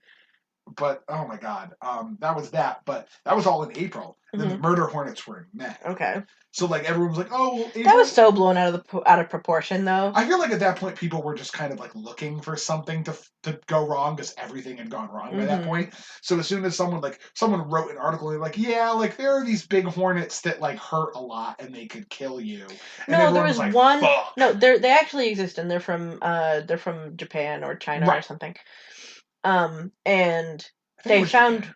I think it's Japan, Yeah. but I didn't want to like be wrong. So it's somewhere in Asia. Yeah. Is where they are It's an located. East Asian species of hornet. And they found one on a ship, and it was alive for a little bit, and then it died. Sure. And they were afraid that there were more, and that they had made nests places, and like were starting to like be here. Right. And so they had like an on-call thing where you could call if you thought that you had a nest of hornets near you. Right. But like a few people got calls and stuff, but they were all of just like big wasps and stuff. None of them were the murder hornets. Right. There was only one hornet, or maybe one nest of dead hornets or something on a ship that they found, and then never again. Right. So like there weren't any murder hornets in America. Yeah, that's the thing. Is like I feel like it was like people were just like, oh well, now this is gonna happen, and like, in like most things, they kind of like it became a meme. Well, also it's like if you're inside quarantining, you shouldn't have to worry about the murder hornets. So far off. Exactly. If you're doing what you're supposed to be doing, then murder hornets won't kill you unless they make a nest in your house. But none of them did, so you were fine. Right. So you're okay. Absolutely. So what about more? Are there more things on that list? There were a few more things that happened. It kind of tapered off after that. Like there weren't really like monthly things. There wasn't anything in June. I thought there was something big in June. I mean, I don't remember if there No? was anything big in June. There might have been, but nothing off the top of my head that I think I remember at least. It might have just been like more coronavirus surges. Yeah, maybe. But that was the point where like things started like opening up again. Anyway. Right. Well, that's the thing too. Is I have written down that this is the year we started our Ravnica campaign. Oh my god, we started our Ravnica campaign this year. Yeah. What? At least I'm pretty sure. That sounds like Because it's possible. we were only doing. I'm pretty sure we were only doing our other campaign, and then because of quarantine, Sean would be out more often than normal. Right. And so then we started this campaign up to go along with it for when Sean wasn't around. Yeah, for when Sean couldn't play, we started up that little side campaign, and it was your first foray into the actual world of Ravnica, which is a Magic the Gathering world, but also has a D&D setting book. Mm-hmm. And we're running a Dungeons and Dragons campaign in it. Yeah, that one is maybe that's actually something that ended up on my like low key 2021 resolutions list. Mm-hmm. I want to like make a point to play more Ravnica. Yeah. Which I think we're gonna do. Like I think we're gonna get to the point where we'll just kind of start, as long as everyone else is cool with it, like kind of start alternating weeks that we're playing our campaign, so that we can kind of make sure we get both in. Which is gonna be more work on me, but when have I ever stopped? Especially when it comes to Dungeons and Dragons. This is also the year we started a podcast. That's true, and I think I'm gonna feel like such a doofus if I'm wrong, but I'm almost 100% sure I'm right. I'm pretty sure once this episode goes up, it will be our 25th episode. I think so. Yeah, we're a quarter of the way to 100. Look at us. Oh, that's what it was. There was the time everyone thought we were going to go into a civil war. The time everyone thought we were going to go into a civil war. Yeah, remember everyone made those jokes about getting like drafted into the Civil War? What was that in response to? I don't remember. It was probably some weird political Trump. Yeah, shit. I'm pretty sure it was. It was in response to the Black Lives Matter protests. No, or something like that. That's something that happened. But they were thinking we were going to go to war because they like Trump like bombed. Oh, it was because he bombed those. I think it was fucking goddamn. When he like did that ordered that bombing run that assassinated like the war leader of Iran. Yeah, something like that. And he was like, he said something like, he's like, oh, they'll pay for this. And so we thought they were going to retaliate, and then we were going to retaliate, and we were going to get back into another war. That was also this year? Yeah. Are you kidding me? That's so fun. See, the other thing too is that the last 4 years of our presidency has given me a totally warped sense of like current events chronology hmm because so much weird bullshit happened on a weekly basis for the last 4 years that I don't remember when what fucked up thing happened. It's completely plausible that like act of war potentially happened this year, but it also could easily have happened in 2017. Like I have no fucking idea Right. like when any of that nonsense happened. But yeah, no, I do remember that. That was like a whole big thing for a while because he just like it was like out of nowhere. I just woke up one day and I'm like, he fucking bombed who? Yeah, U.S. versus Iran. Yeah, that was what month was that? January. Oh, that was like when the brush fires were happening. Oh, okay, yeah, because like I said earlier, like pretty much everything January and February just had Oh, absolutely no fucking idea. no. Yeah, this one has January, U.S. versus Iran, Civil War. I don't know, I said Civil War. Um, but Yeah, then that it wouldn't wouldn't be be a a Civil civil War. war. Yeah, February it's was none of the those. Australian brush fires. March was the ramp up of coronavirus. April was the Chernobyl forest fire. The forest fire? What do you? Yeah, the Chernobyl forest fires. There were forest fires in I'm Chernobyl? pretty sure, yeah, What? I didn't even know about that. in April. What the fuck? And then May was race war. Oh God. Who labeled it I that? don't know. Fuck that. That's so stupid. If by race war you mean The oppression of a race, a yes. bunch of cops killed an innocent black man and then tried to get away with it. Well, I mean, it sounds like a race war to me. It does sound like someone is trying to To incite start a race war. violence on a race Yeah, for no reason. Yeah. sounds like white people. Sounds like white people shit. And then they have June as the return of Ebola. Oh yeah, that wasn't really a thing though. Yeah. Well, neither were the Hornets. That's true. Are the Hornets aren't even on that list because that was No. definitely May. Yeah. So many Yeah. things happen around. Jeez. Yeah, that's the thing. Is that like I definitely feel like 2020 has permanently fucked up my sense of time. Like I don't know when things happened. I don't know if I care. Oh, that the other thing too. Like on a more personal note, and like maybe this hasn't had as much of an impact on you Mm. because you kind of are more like this anyway. I feel like me after 2020 hmm versus me before 2020 astronomically more introverted and also okay with it. Yeah, and I haven't had a huge difference between like how much time I spend with people. Sure. Because I already spent little to no time with people. Yeah, you are definitely more naturally introverted than I am, for sure. Honestly, this year I've spent more time with people than ever because I've had you with me the entire time. Hey, what's Um, up? so It's a very big year for you. uh, not to mention we have a little quarantine bubble at this point now where like lots of us are either quarantined or we all wear masks and like Right. we get tested fairly often, or at least I got tested for a very long Yeah, time. our household is a little bit large. So hmm like we still have enough people to like interact with. Like it's both of your parents and your sister and her boyfriend and your brother and hmm us. So like we're a pretty big household. So it's not like it's like, oh wow, we're like lonely stuck at home and it's just the two of us. We have people to like talk to. Well, also we still see people for D&D on Fridays, and we Right. like stay far enough apart from each other, and like Yeah, having to like yeah, that's the thing is like slowly reintegrating as things have opened up. But like only into small pockets. hmm Those kinds of things. Yeah, and like just continuing to be cautious. like cautious and safe and like monitoring your health.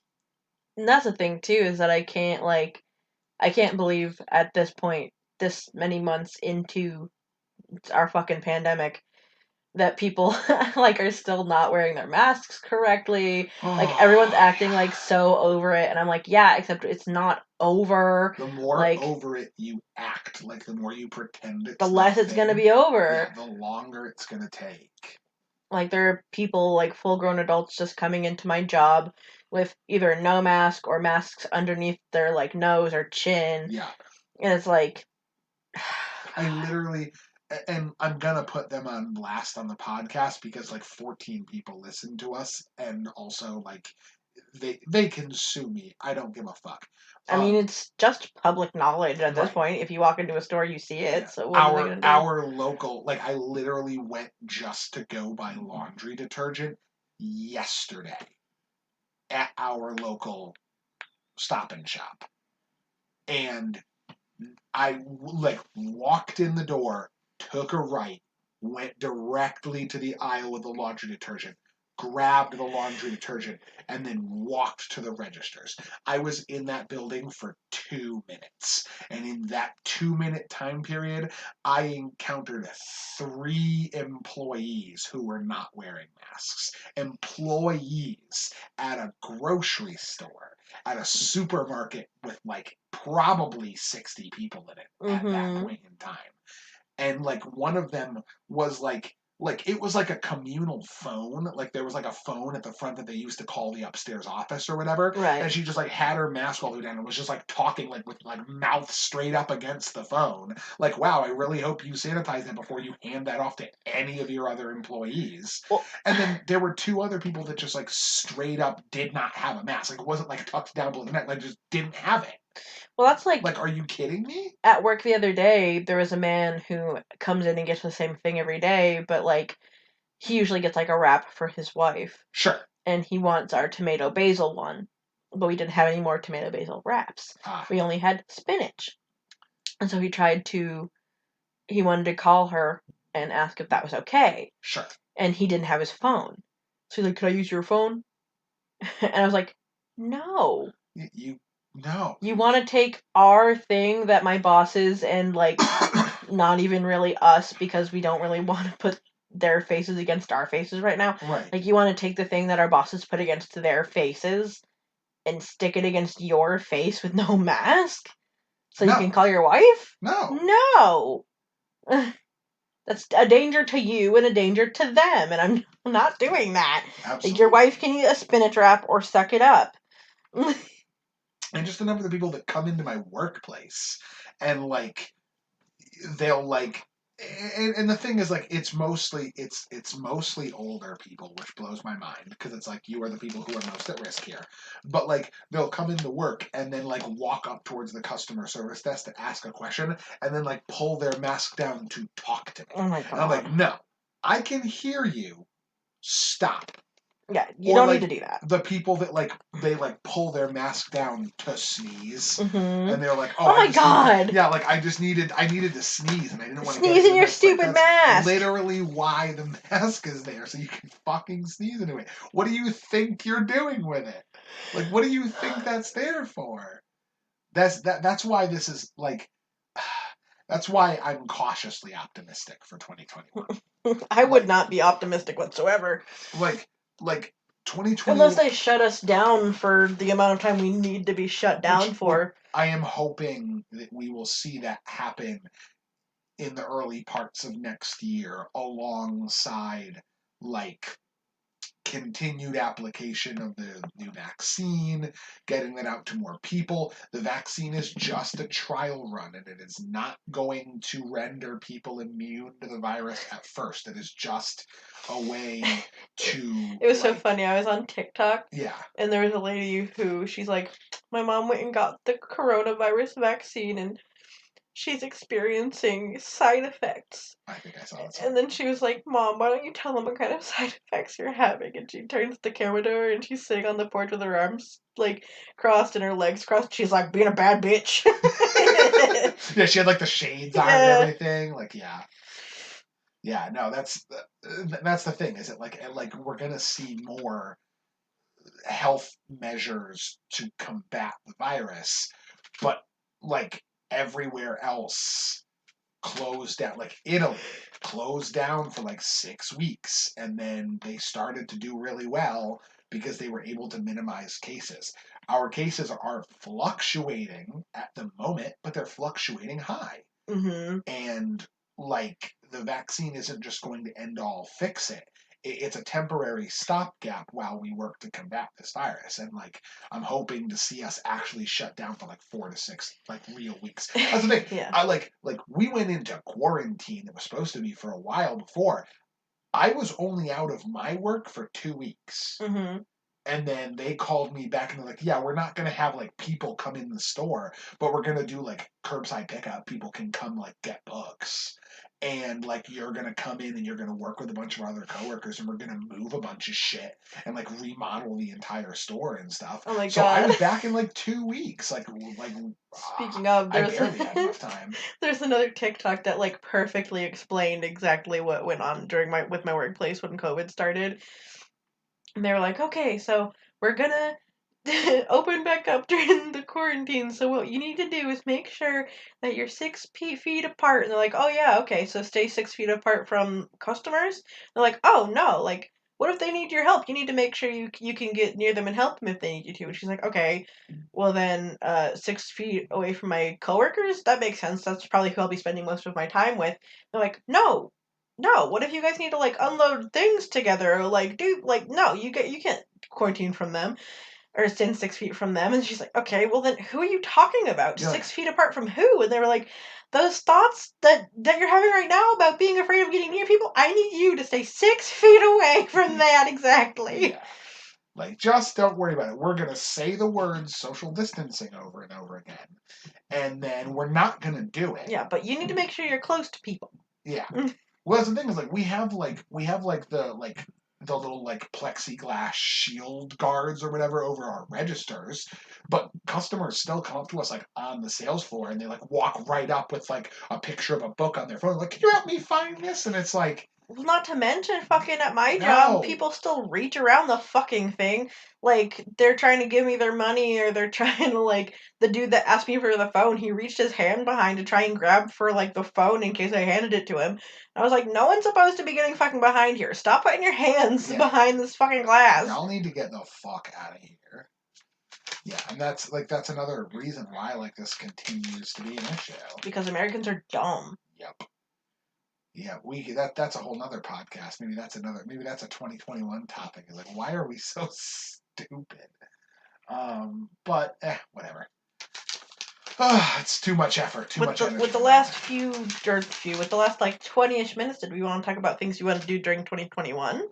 Yeah, actually, I was just about to say we've talked a lot about 2020 and some of mostly our gripes, a couple of positives, but mostly our gripes. A couple of positives, but mostly negatives and mostly quarantine things about 2020. Yeah. Because my PlayStation makes me happy, Among Us makes me happy, Animal Crossing made me happy, living with you makes me happy. Everything else pretty much was ass, but that's bad year. Yeah, that's it's a bad start to the decade. But 2021 is upon us. And I guess I kind of wanted to start it out by like talking about some of the things that I hope for and would like to see in 2021 and then kind of get your perspective on it as well. Well, first things first, for sure in 2021, I want to make a point to like engage with more media, I guess. Okay. Like we don't already engage with enough media. Well, the thing is, I engage I very much like laser focus. Mm-hmm. Like I've been like I wanted to catch up on Critical Role, yes. So I spent most of the back half of this year just like binge watching Critical Role. And like that's fine, but like I feel like in 2021 I want to spend more of my time just like picking up and like finishing a short series. Like I Uh-huh. want to do more of like, hey, here's a 12 episode series that I like someone said I'd probably like 5 years ago, and I put it on a list, and then I was like, man, can't wait to get around to that before I die. Maybe Maybe. actually watching some of the shows we have on our list. That's what I'm saying. Like sitting down. One of the things that I was so happy about that we did this year, like just out of the besides like Phoenix Wright, which is another one we did, was Agretsuko. Oh, I we had finished been I Agretsuko. had been meaning to watch Agretsuko fucking forever. And I just like it's such a short series, and we honestly could like every single time we watched it, we binge watched an entire season in a day. Mm-hmm. And like it doesn't even most of the day, it was part of a day. That's the thing too. Is like I don't know if you're really gonna like it that much. I hope you do. I don't know if you will. Right. I really want you to watch Big Mouth because they just put out another Yeah, the new season. season. It's a Well, very like dirty humor. It's a very like kind of like gross and cringy and stuff. sure. And I love it. Yeah, I mean it's John Mulaney. Like I'm gonna enjoy it. I love John. Um, so I wanted to watch that It's with you gross, really but bad. yeah. Especially because the moment you say you don't like it, I'm just gonna binge watch the next season, or like the seasons are short. So like if you do like it, we can watch the whole thing in a few days. Right. Well, that's my whole point. Like that's what I want to do. Like we have that, and like even if it's short, like series, but like I watch like right now because of all the critical I've been watching. I've been watching like exclusively 3.5 to 4 hour long episodes because that's what they are. Right. In that same time, I could watch like 7 episodes of Bob Burgers, Oh or yeah. 7 episodes of Big Mouth, Mm-hmm. or like 7 episodes of like BoJack Horseman, which is another one that's on my list. I've literally only seen like half of the first season, Right. and the show's done. It's like, a really good show. Those are shows that I have been meaning to watch, and I think that's what I want to do this year. Is like actually go down and like work through my list. Like actually sit and be like, hey, I have a day off. Instead of sitting around with like decision paralysis and being like, damn, there's a million things I could do, so I'm gonna take a nap instead. You know what like, I think we need to do? The only reason we watched Agretsuko was because I started watching Agretsuko and forgot we had it on our list. Right. That's the only reason we watched it, because I was like, I want to watch Agretsuko. Well, that was the thing, is like we were just kind of like dancing back and forth as to which one we were going to watch next, and then you just like were like, I'll just watch this, and you were like, I caught you watching it partway through season 2, and I was like, I thought we were going to watch it together. Well, and you were like, fuck, I did not remember that. Well, because there's so many fucking shows on our list that I didn't know it was on our list. Yeah. Like, you didn't catch me. You walked in on me watching Agretsuko. Yeah, I'm not mad. Like, I'm not mad about it. I'm just saying that's what happened. What I think we need to do, and we can obviously change it if this isn't how it should be, but because you have such bad decision paralysis, oh, it's bad. It's the ADHD. You should let me pick the show we're gonna watch. Yeah, okay. Because if I'm amped to watch a show, I want to watch it. But if I don't want to watch a show, I will do everything within my power to not watch it. Right. I have no decision paralysis. So if you're like, I don't really know, like, just let me make the decision, and then we'll watch it. All the shows I want to watch, my brain just goes, oh, but if you do that right now, what about all the other things you're not sure you should be doing right now? And so then I just kind of go to this spiral of like, well, fuck, there's like 8 other things I could be doing. What if I pick one thing, and then I realize halfway through I probably should have done the other thing? Then I'm going to feel like an asshole. We should make sure we like at least set aside like one day where we should watch a show, and we should just like either collaborate on the show, or you should just let me pick the show, because then we'll watch shows. Yeah, no, I agree. There's something like that. That's definitely something I want to do this year. I want to actually like work on watching the shows. Finish, yeah, like, and it's not just that. Like we who are like die-hard Avatar like fans. Yeah. We have fucking all the comic books that I bought for you for your birthday a couple years ago, and we were like, yeah, we're gonna sit down, we're gonna just read the comic books together, we're gonna enjoy it, it's gonna be great. And then we just never did that because we know we can do it at any time, so we don't. Right. We need to just like sit down. Well, also because I don't want to open the books until we're gonna read them, but also the moment that we read them, we have to open the books, and then we risk them getting ruined. Right, because they are like nice and plastic sealed and like high quality, because really I got the library bound editions, like the big covers, hardcover books. It's one of my favorite gifts I ever got. Yeah, me too, and that's why I haven't opened it, because I don't want it to get ruined. They are currently priceless. Yeah. Because if the moment I open those, they can be dropped and ruined, or collect dust and be gross. We can't live in fear of that forever. We gotta read them at some point. Yeah, I will eventually read them, but when I'm good and ready. Okay. Okay. I want to read them real bad. I also really want to read them, We but got so many comics that we own. I'll probably read them after I watch Avatar again. And I also, that was another thing I was going to say, as an unrelated thing, I would like to rewatch all of Airbender and Korra again in 2021. For sure. They're still on Netflix. They might be leaving Netflix. I have all of Avatar on DVD. Oh, yeah, so then that's fine. Well, Korra we'd have to find again, but that's not hard. We'll probably do it on DVD. We'll be able to find it. It's fine. Yeah, it'll be fine. What's one of the things on my things to do? On your list? Oh, I literally only have 2 things on my list. On your 20, you only have 2 things on your 20? I probably don't have that much, honestly.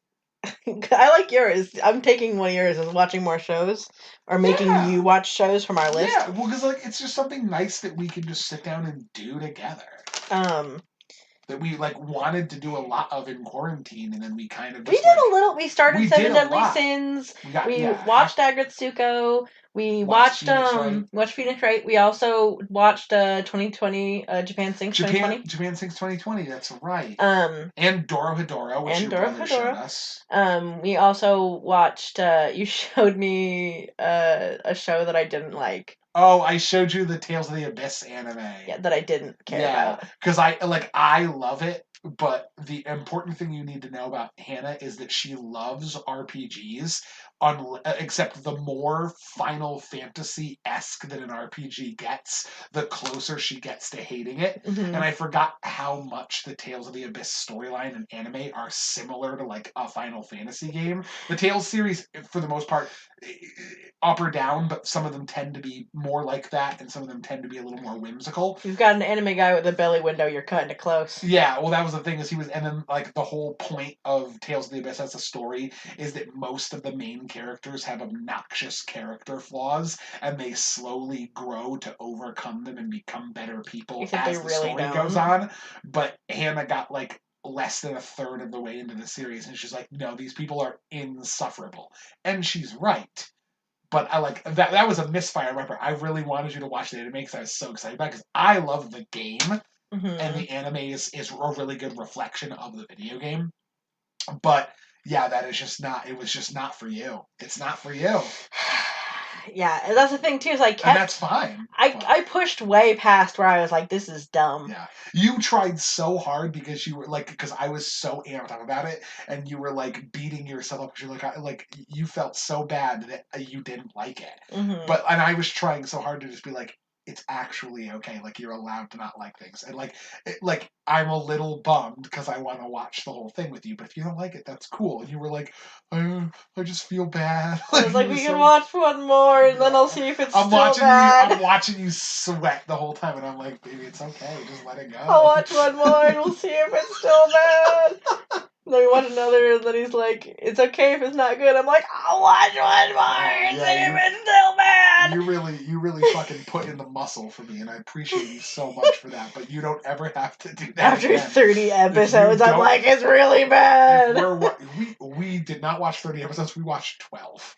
It doesn't matter. It felt like 30 is awful. Like, no one was getting better. Everyone was awful. Yeah. Like, they killed people off that weren't even developed. I saw one girl twice, and she died. Yeah. And then everyone was like, we really care! And I was like, why? You didn't know her! Or some of you did, but I don't know why you knew her, because it was never explained. Right. But apparently she was important. It's okay. But that's the thing, like that's a lesson we learned, and a lesson we should carry into 2021. Now that we've had like almost our first full year of living together, if we're watching a show, and we need to actually follow you watch 3 episodes, and if you don't like it, then we don't watch it anymore. That was the thing, we tried to do that, and you're like, I'll hang in there, and I'm like, oh no. Well, because I'm stubborn. That rule is made for you. Yeah, that's fair. That rule is so you can get out of the shit I try to show you, and for me to suffer for at least 12 more of those episodes until I'm like, I can't. Yeah, I mean, we'll see. We'll see if that's how it ends up going for Big Mouth, but I feel like it'll be fine. I love that show. Yeah. Then again, I am gross.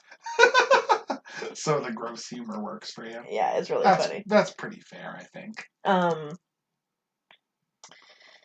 But also, I think it's more just because, like, I like gross humor, but not like gross out humor. But also, it's like it depicts childhood and like teenhood like so accurately. Sure. That it doesn't really gross me out as much because I'm like, yeah, like that's what kids do. Yeah, that makes perfect sense to me. Like there's like in I've seen on TikTok there is a scene where there's a character played by Seth Rogen. I don't even really know who the kid is.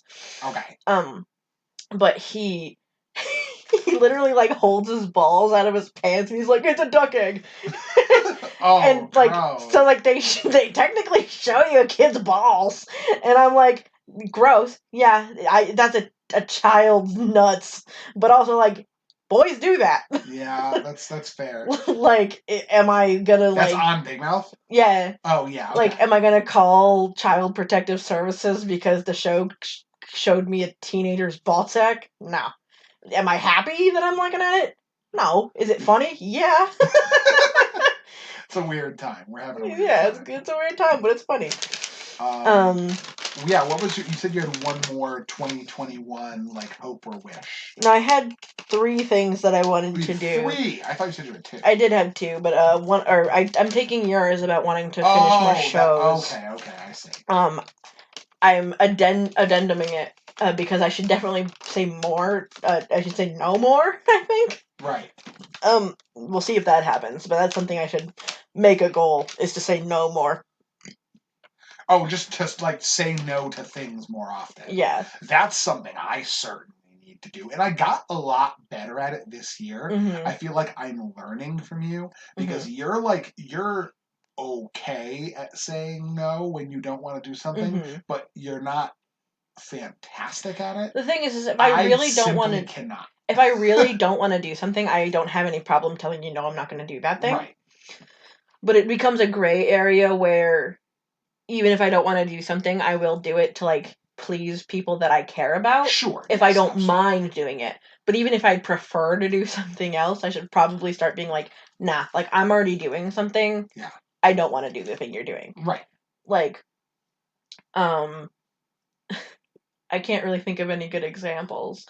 But like, if somebody's like, oh, do you like want to do a thing, or do you want to like, or like, not Among Us, because I'm always down to play Among Us, and I've never had a problem saying no to it. Right. But like, if you're like, oh, do you want to play Among Us, and I'm like, in the middle of doing something else, right. Instead of stopping and jumping on, if I don't want to play, I should just be like, nah. Because most of the time I'm like, I could enjoy either thing, so I guess I'll stop what I'm doing and. Yeah, but like, what if you still want to do the thing you're doing? You know. Yeah, I should just practice like saying no, because I also like have this intense fear of missing out on things. Oh, I get FOMO real bad.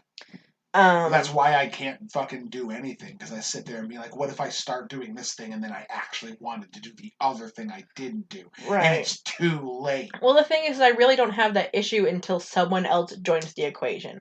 Usually I know exactly what I want to do until someone else gives me a fun option, and then I'm like, oh, well, I could do either. I feel like I should, like, just continue to do what I'm doing, unless I intensely would prefer the other thing. Sure. Normally I'm passive, and I'm like, I'll just stop what I'm doing. I should just, like, do what I want to do. Oh, yeah. That was a thing that I learned. Like, I think that I actually learned a lot this year, mostly from, like, observing you. You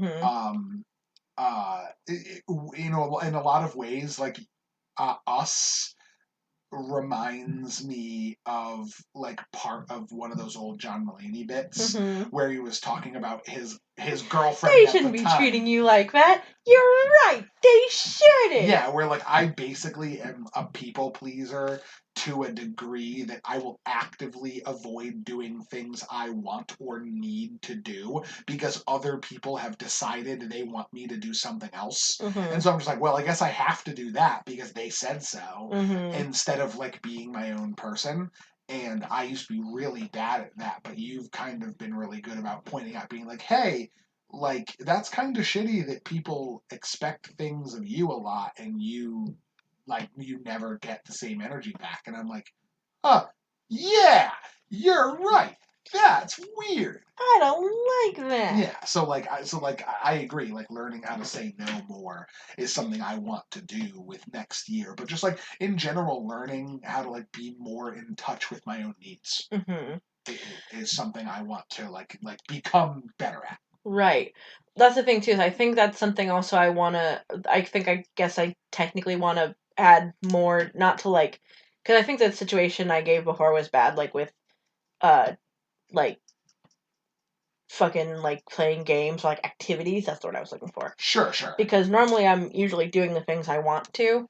I feel like my being able to say no turns off less when people want me to actually go out and like do things with them. Sure. Like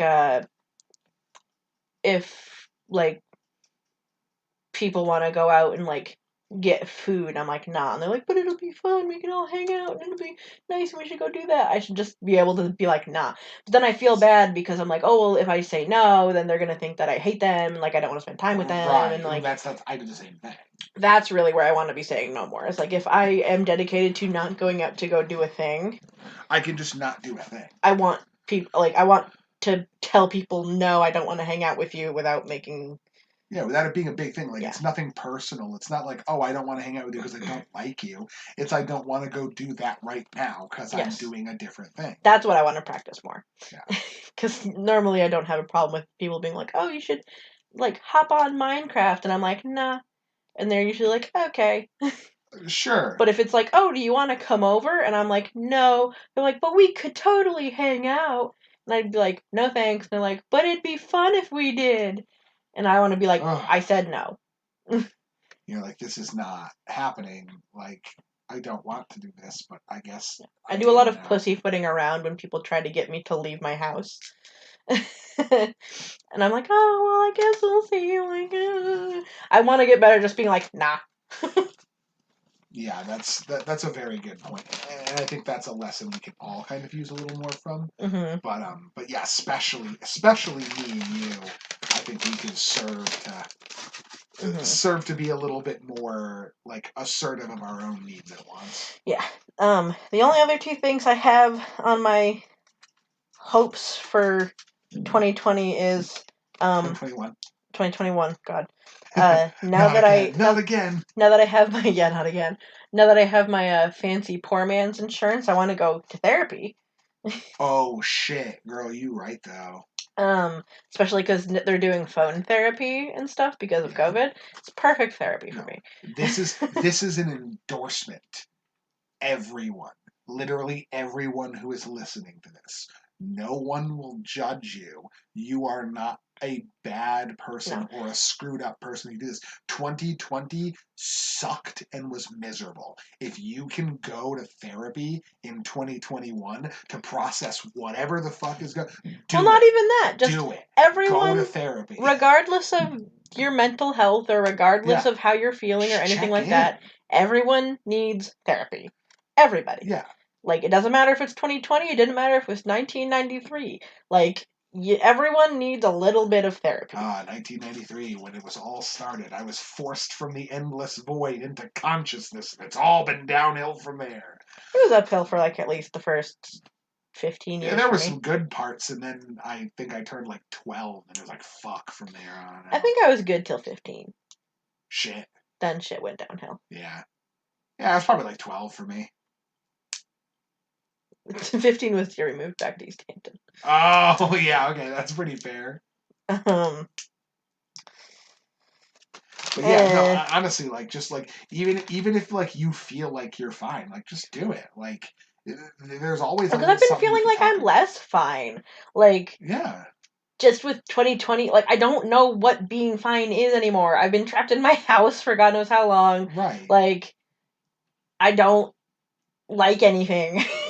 Right. Well, that's the thing is that Except for like D&D, I love that. yeah, like I just kind of like this year has been one that has been kind of like plagued by monotony. Hmm. Like I spent a lot of my year like occupying my time by just kind of doing the same shit over and over again, and like I got really comfortable with that and I got really used to it and it started to become part of my routine and I think that like every once in a while I'll go do something spontaneous and fun, still within like quarantine boundaries. yeah, still within like social distance boundaries. And they'll be like, I'm not like talking about, oh, I'll go out to a bar. That's I not the went to kind of the thing I'm doing. beach. Yeah, like I'm talking about like I'll be like, oh, let me like start putting together some ideas for a new campaign, or let me like we'll just have like a like I'll just like talk to people about like a cool idea. Like we'll just like go in the tank and theory craft something.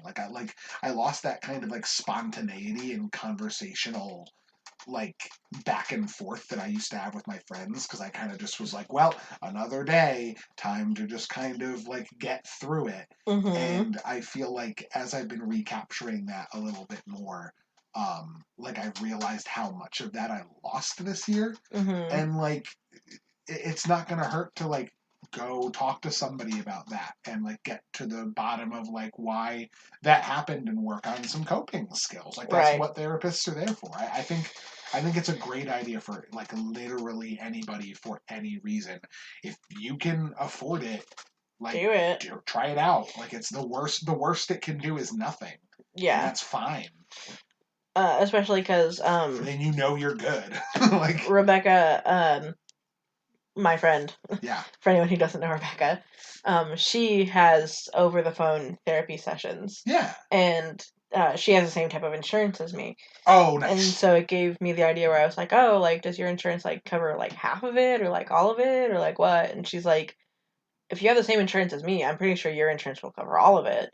And I was like, Yeah. Yeah. awesome, because Yeah, Husky like state insurance is really really good. um I need to get my phone turned on so I can actually call the therapist. But Oh shit, sure. but now that I have a job, it shouldn't be too hard. Except for I'm pretty sure my phone's having that issue where they're like, your service has been, your number's been shut down due to inactivity. So I need you to help me with that again. But Oh boy. Okay, yeah, that's we fixed that last time. That's fine. um, you fixed that last time. I almost had nothing to do with that. That's fair. Okay. uh, but Well, then I know I can do it again. But once that's fixed, I'm gonna call the therapist and figure out what's going on and like start getting sessions going for 2021. I think. I think that's a really good idea.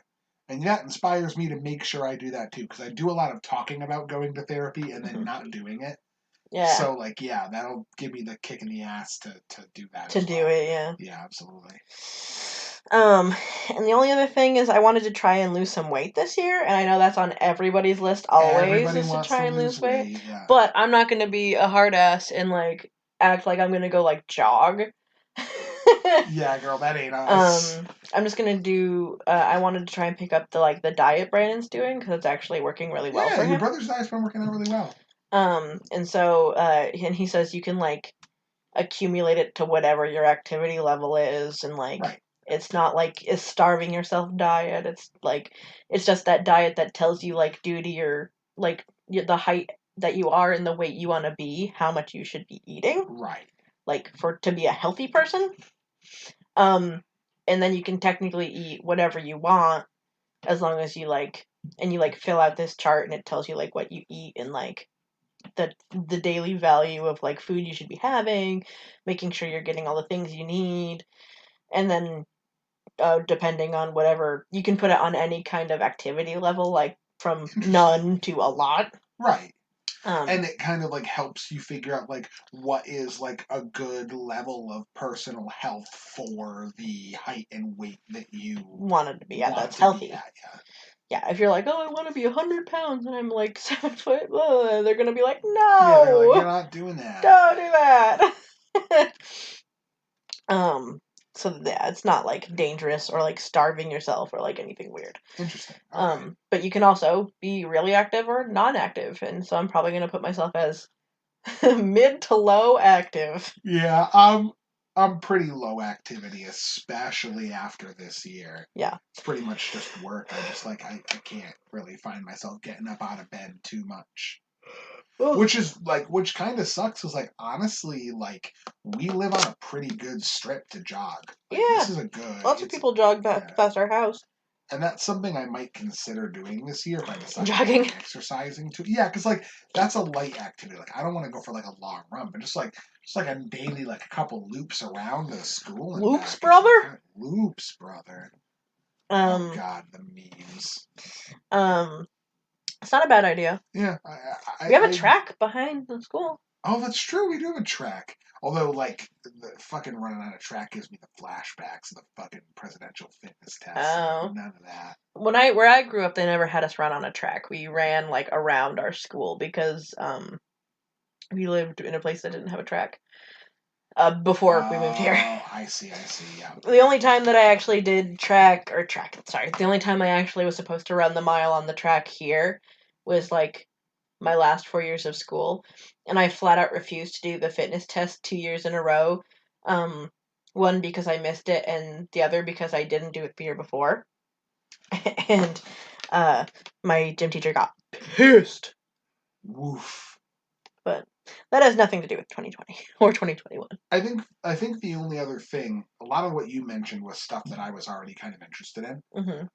I think the only other thing that I really want to make a point to work on, to like begin with in 2020, is like kind of realizing this year that like it's this dual thing of like time just kind of keeps going, Mm-hmm. whether you're moving along with it or not. Mm-hmm. And so, like, it's been kind of this awkward, like, sensation of, like, feeling like, God, like, I'm getting so old and I haven't accomplished anything. I'm Uh-huh. not that old. I'm 27 years old. Like, but I feel like I haven't really accomplished anything, but Mm-hmm. also realizing that there's still, like, so much time ahead of me Right. and that there's still so much that I can do with that time. Like those two things have kind of been in war in my head all year. Mm-hmm. And I think I want to kind of like put my foot in the sand and really make a step towards like putting myself into a future position doing the kinds of things I want to do with my life. Mm-hmm. I'd So like to get an apartment this year. well that's part of it. And like saving up I know it's money quarantine time, so it's like it's real tough. saving up money and working extra hard and stuff is something I want to do this year. And that's something that I can only control to a certain degree Mm-hmm. because like a lot of the other like possible job opportunities for like ways that I could save up more money, like I was pretty much substitute teaching and with COVID in the school systems, like I won't set foot in this. So like Yeah. it's just They too made much of teachers an write wills in case they died. Like we're yeah, like not it's going just too back to the much of an school exposure systems. risk.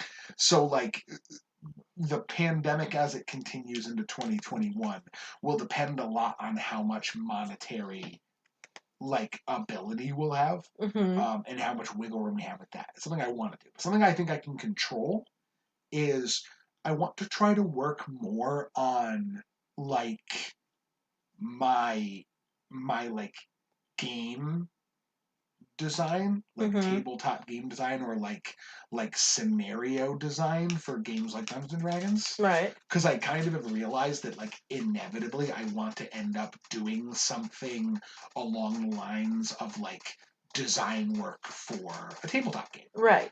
or like even coming up with my own tabletop game and like inventing it and publishing it and things like that. Mm-hmm. And that's something I want to do down the road. And I kind of always put it off as like, well, it's kind of too late. Like I really should have started that in my 20s somehow, even though I was fucking in People at college. Wizards are like in their fucking like 50s and shit. Yeah, well, that's exactly it. Is like kind of realizing that this year that like no, like now is like really the best time to start working on that. So I want to try to work on like this year, like setting the groundwork and the foundation for like eventually getting some like published material or published like homebrew work out there, starting to like get my name around and like build up a reputation and maybe eventually a few years 5, 7, 8 years down the road, like maybe you turn that into a career. Yeah. So I think this is the year that I want to like really start like battening down the hatches on that and Mm-hmm. seeing what we can do. So yeah, that's really it for me. I mean, Just that kind of sounds like like a good goal. I like yeah, that. yeah, just like working on. I mean, it just gives me an excuse to like come up with more cool stuff for D&D. Yeah. So yeah. Plus, you have a group that likes to play tests. Oh, we sure do. I love these people. Um, but yeah, I mean that's it for me for my I only 2021. had 3, so I'm done. There we go. Well, 2020 doesn't have very many aspirations. I want kind of the basics from me. there you go. Yeah, that's the thing is that like it really comes down to like I can't ask for much next year Yeah. because like this year was kind of already like garbo. So, whatever little bit we can do, I'll take it. Um, yeah, I that's it. That's really all I Mm-hmm. got. 2020 was Bad and eat shit. Like, for yeah, real, 2020, get out of here. good riddance. I hope riddance. There we Yeah, go. good riddance. 2020, I hate you. I hope you die screaming. But thanks for the memories. And 2021, it's not going to take much for you to impress me, but you're on thin ice. Yeah, be better, please. Yeah. So I guess all things considered, that's a wrap for 2020 for Yeah. the Wisdom Save podcast. Um, as I had mentioned in the previous episode that we had uploaded, um, I we are taking a break next week. Mm-hmm. We're going to take the first week of the new year off to just kind of like take it as a breather, relax a little bit, come up with a couple of new ideas. We already have a couple of things that have been long-term projects that we're probably going to launch sometime this year, and we'll give you more updates on those as we go Well, when along. we come back, we'll do our debut episode. We'll have some like things talking probably about the podcast and what we like series that we have like solidified. Of course, we're gonna have random episodes between it, but like Yeah, we have a couple of things I'd like to definitely talk about, and a couple of sort of like long form ideas. We've talked about it before on the podcast, but we're probably going to get some D&D going oh in the yeah, we Wisdom wanted to Save. try and get a D&D podcast started, and this is a good year to do it. We could start on the new year. I mean, like obviously, like not the week we come back, we'll be like, oh, new, but like this year could be the year we start the actual campaign. Yeah, and we're going to let you know more how that's going. But yeah, that's the plan for this year. Um, Maybe we'll get some new mics this year to like try and up the quality. We'll see. Whoa, what? That's This should also be the year crazy. where we like try and see if we can stretch the podcast onto different platforms too, so it's not just on YouTube. Ooh. Yeah, so when you guys are listening to this back episode on Spotify, you can remember, hey, this is the moment when this is when they did it. This is when they went big. Yeah, we're going to go up to like, oh my God, we'll get like 25 20 listeners. followers. 25. That's the goal. If we have 25 listeners at the end of the year, it's like, we did it. We fucking got there. I'm proud of us. But we love you. We'll probably see you next year. Yeah, we'll definitely see you next year. I hope your New Year's is good. I hope your New Year is better. Yeah, I hope your 2021 is astronomically better. And as we don't say this enough, but um, thank all of you, all of our listeners for hanging out with us for the last 25 episodes, and getting to know us, Here's to and 25 more. here's to at least 25 more episodes and more ridiculous content as time goes on. But yeah, well, thank you so much for listening as always, and we'll see you in 2021. Love you. Bye. Love you. Bye.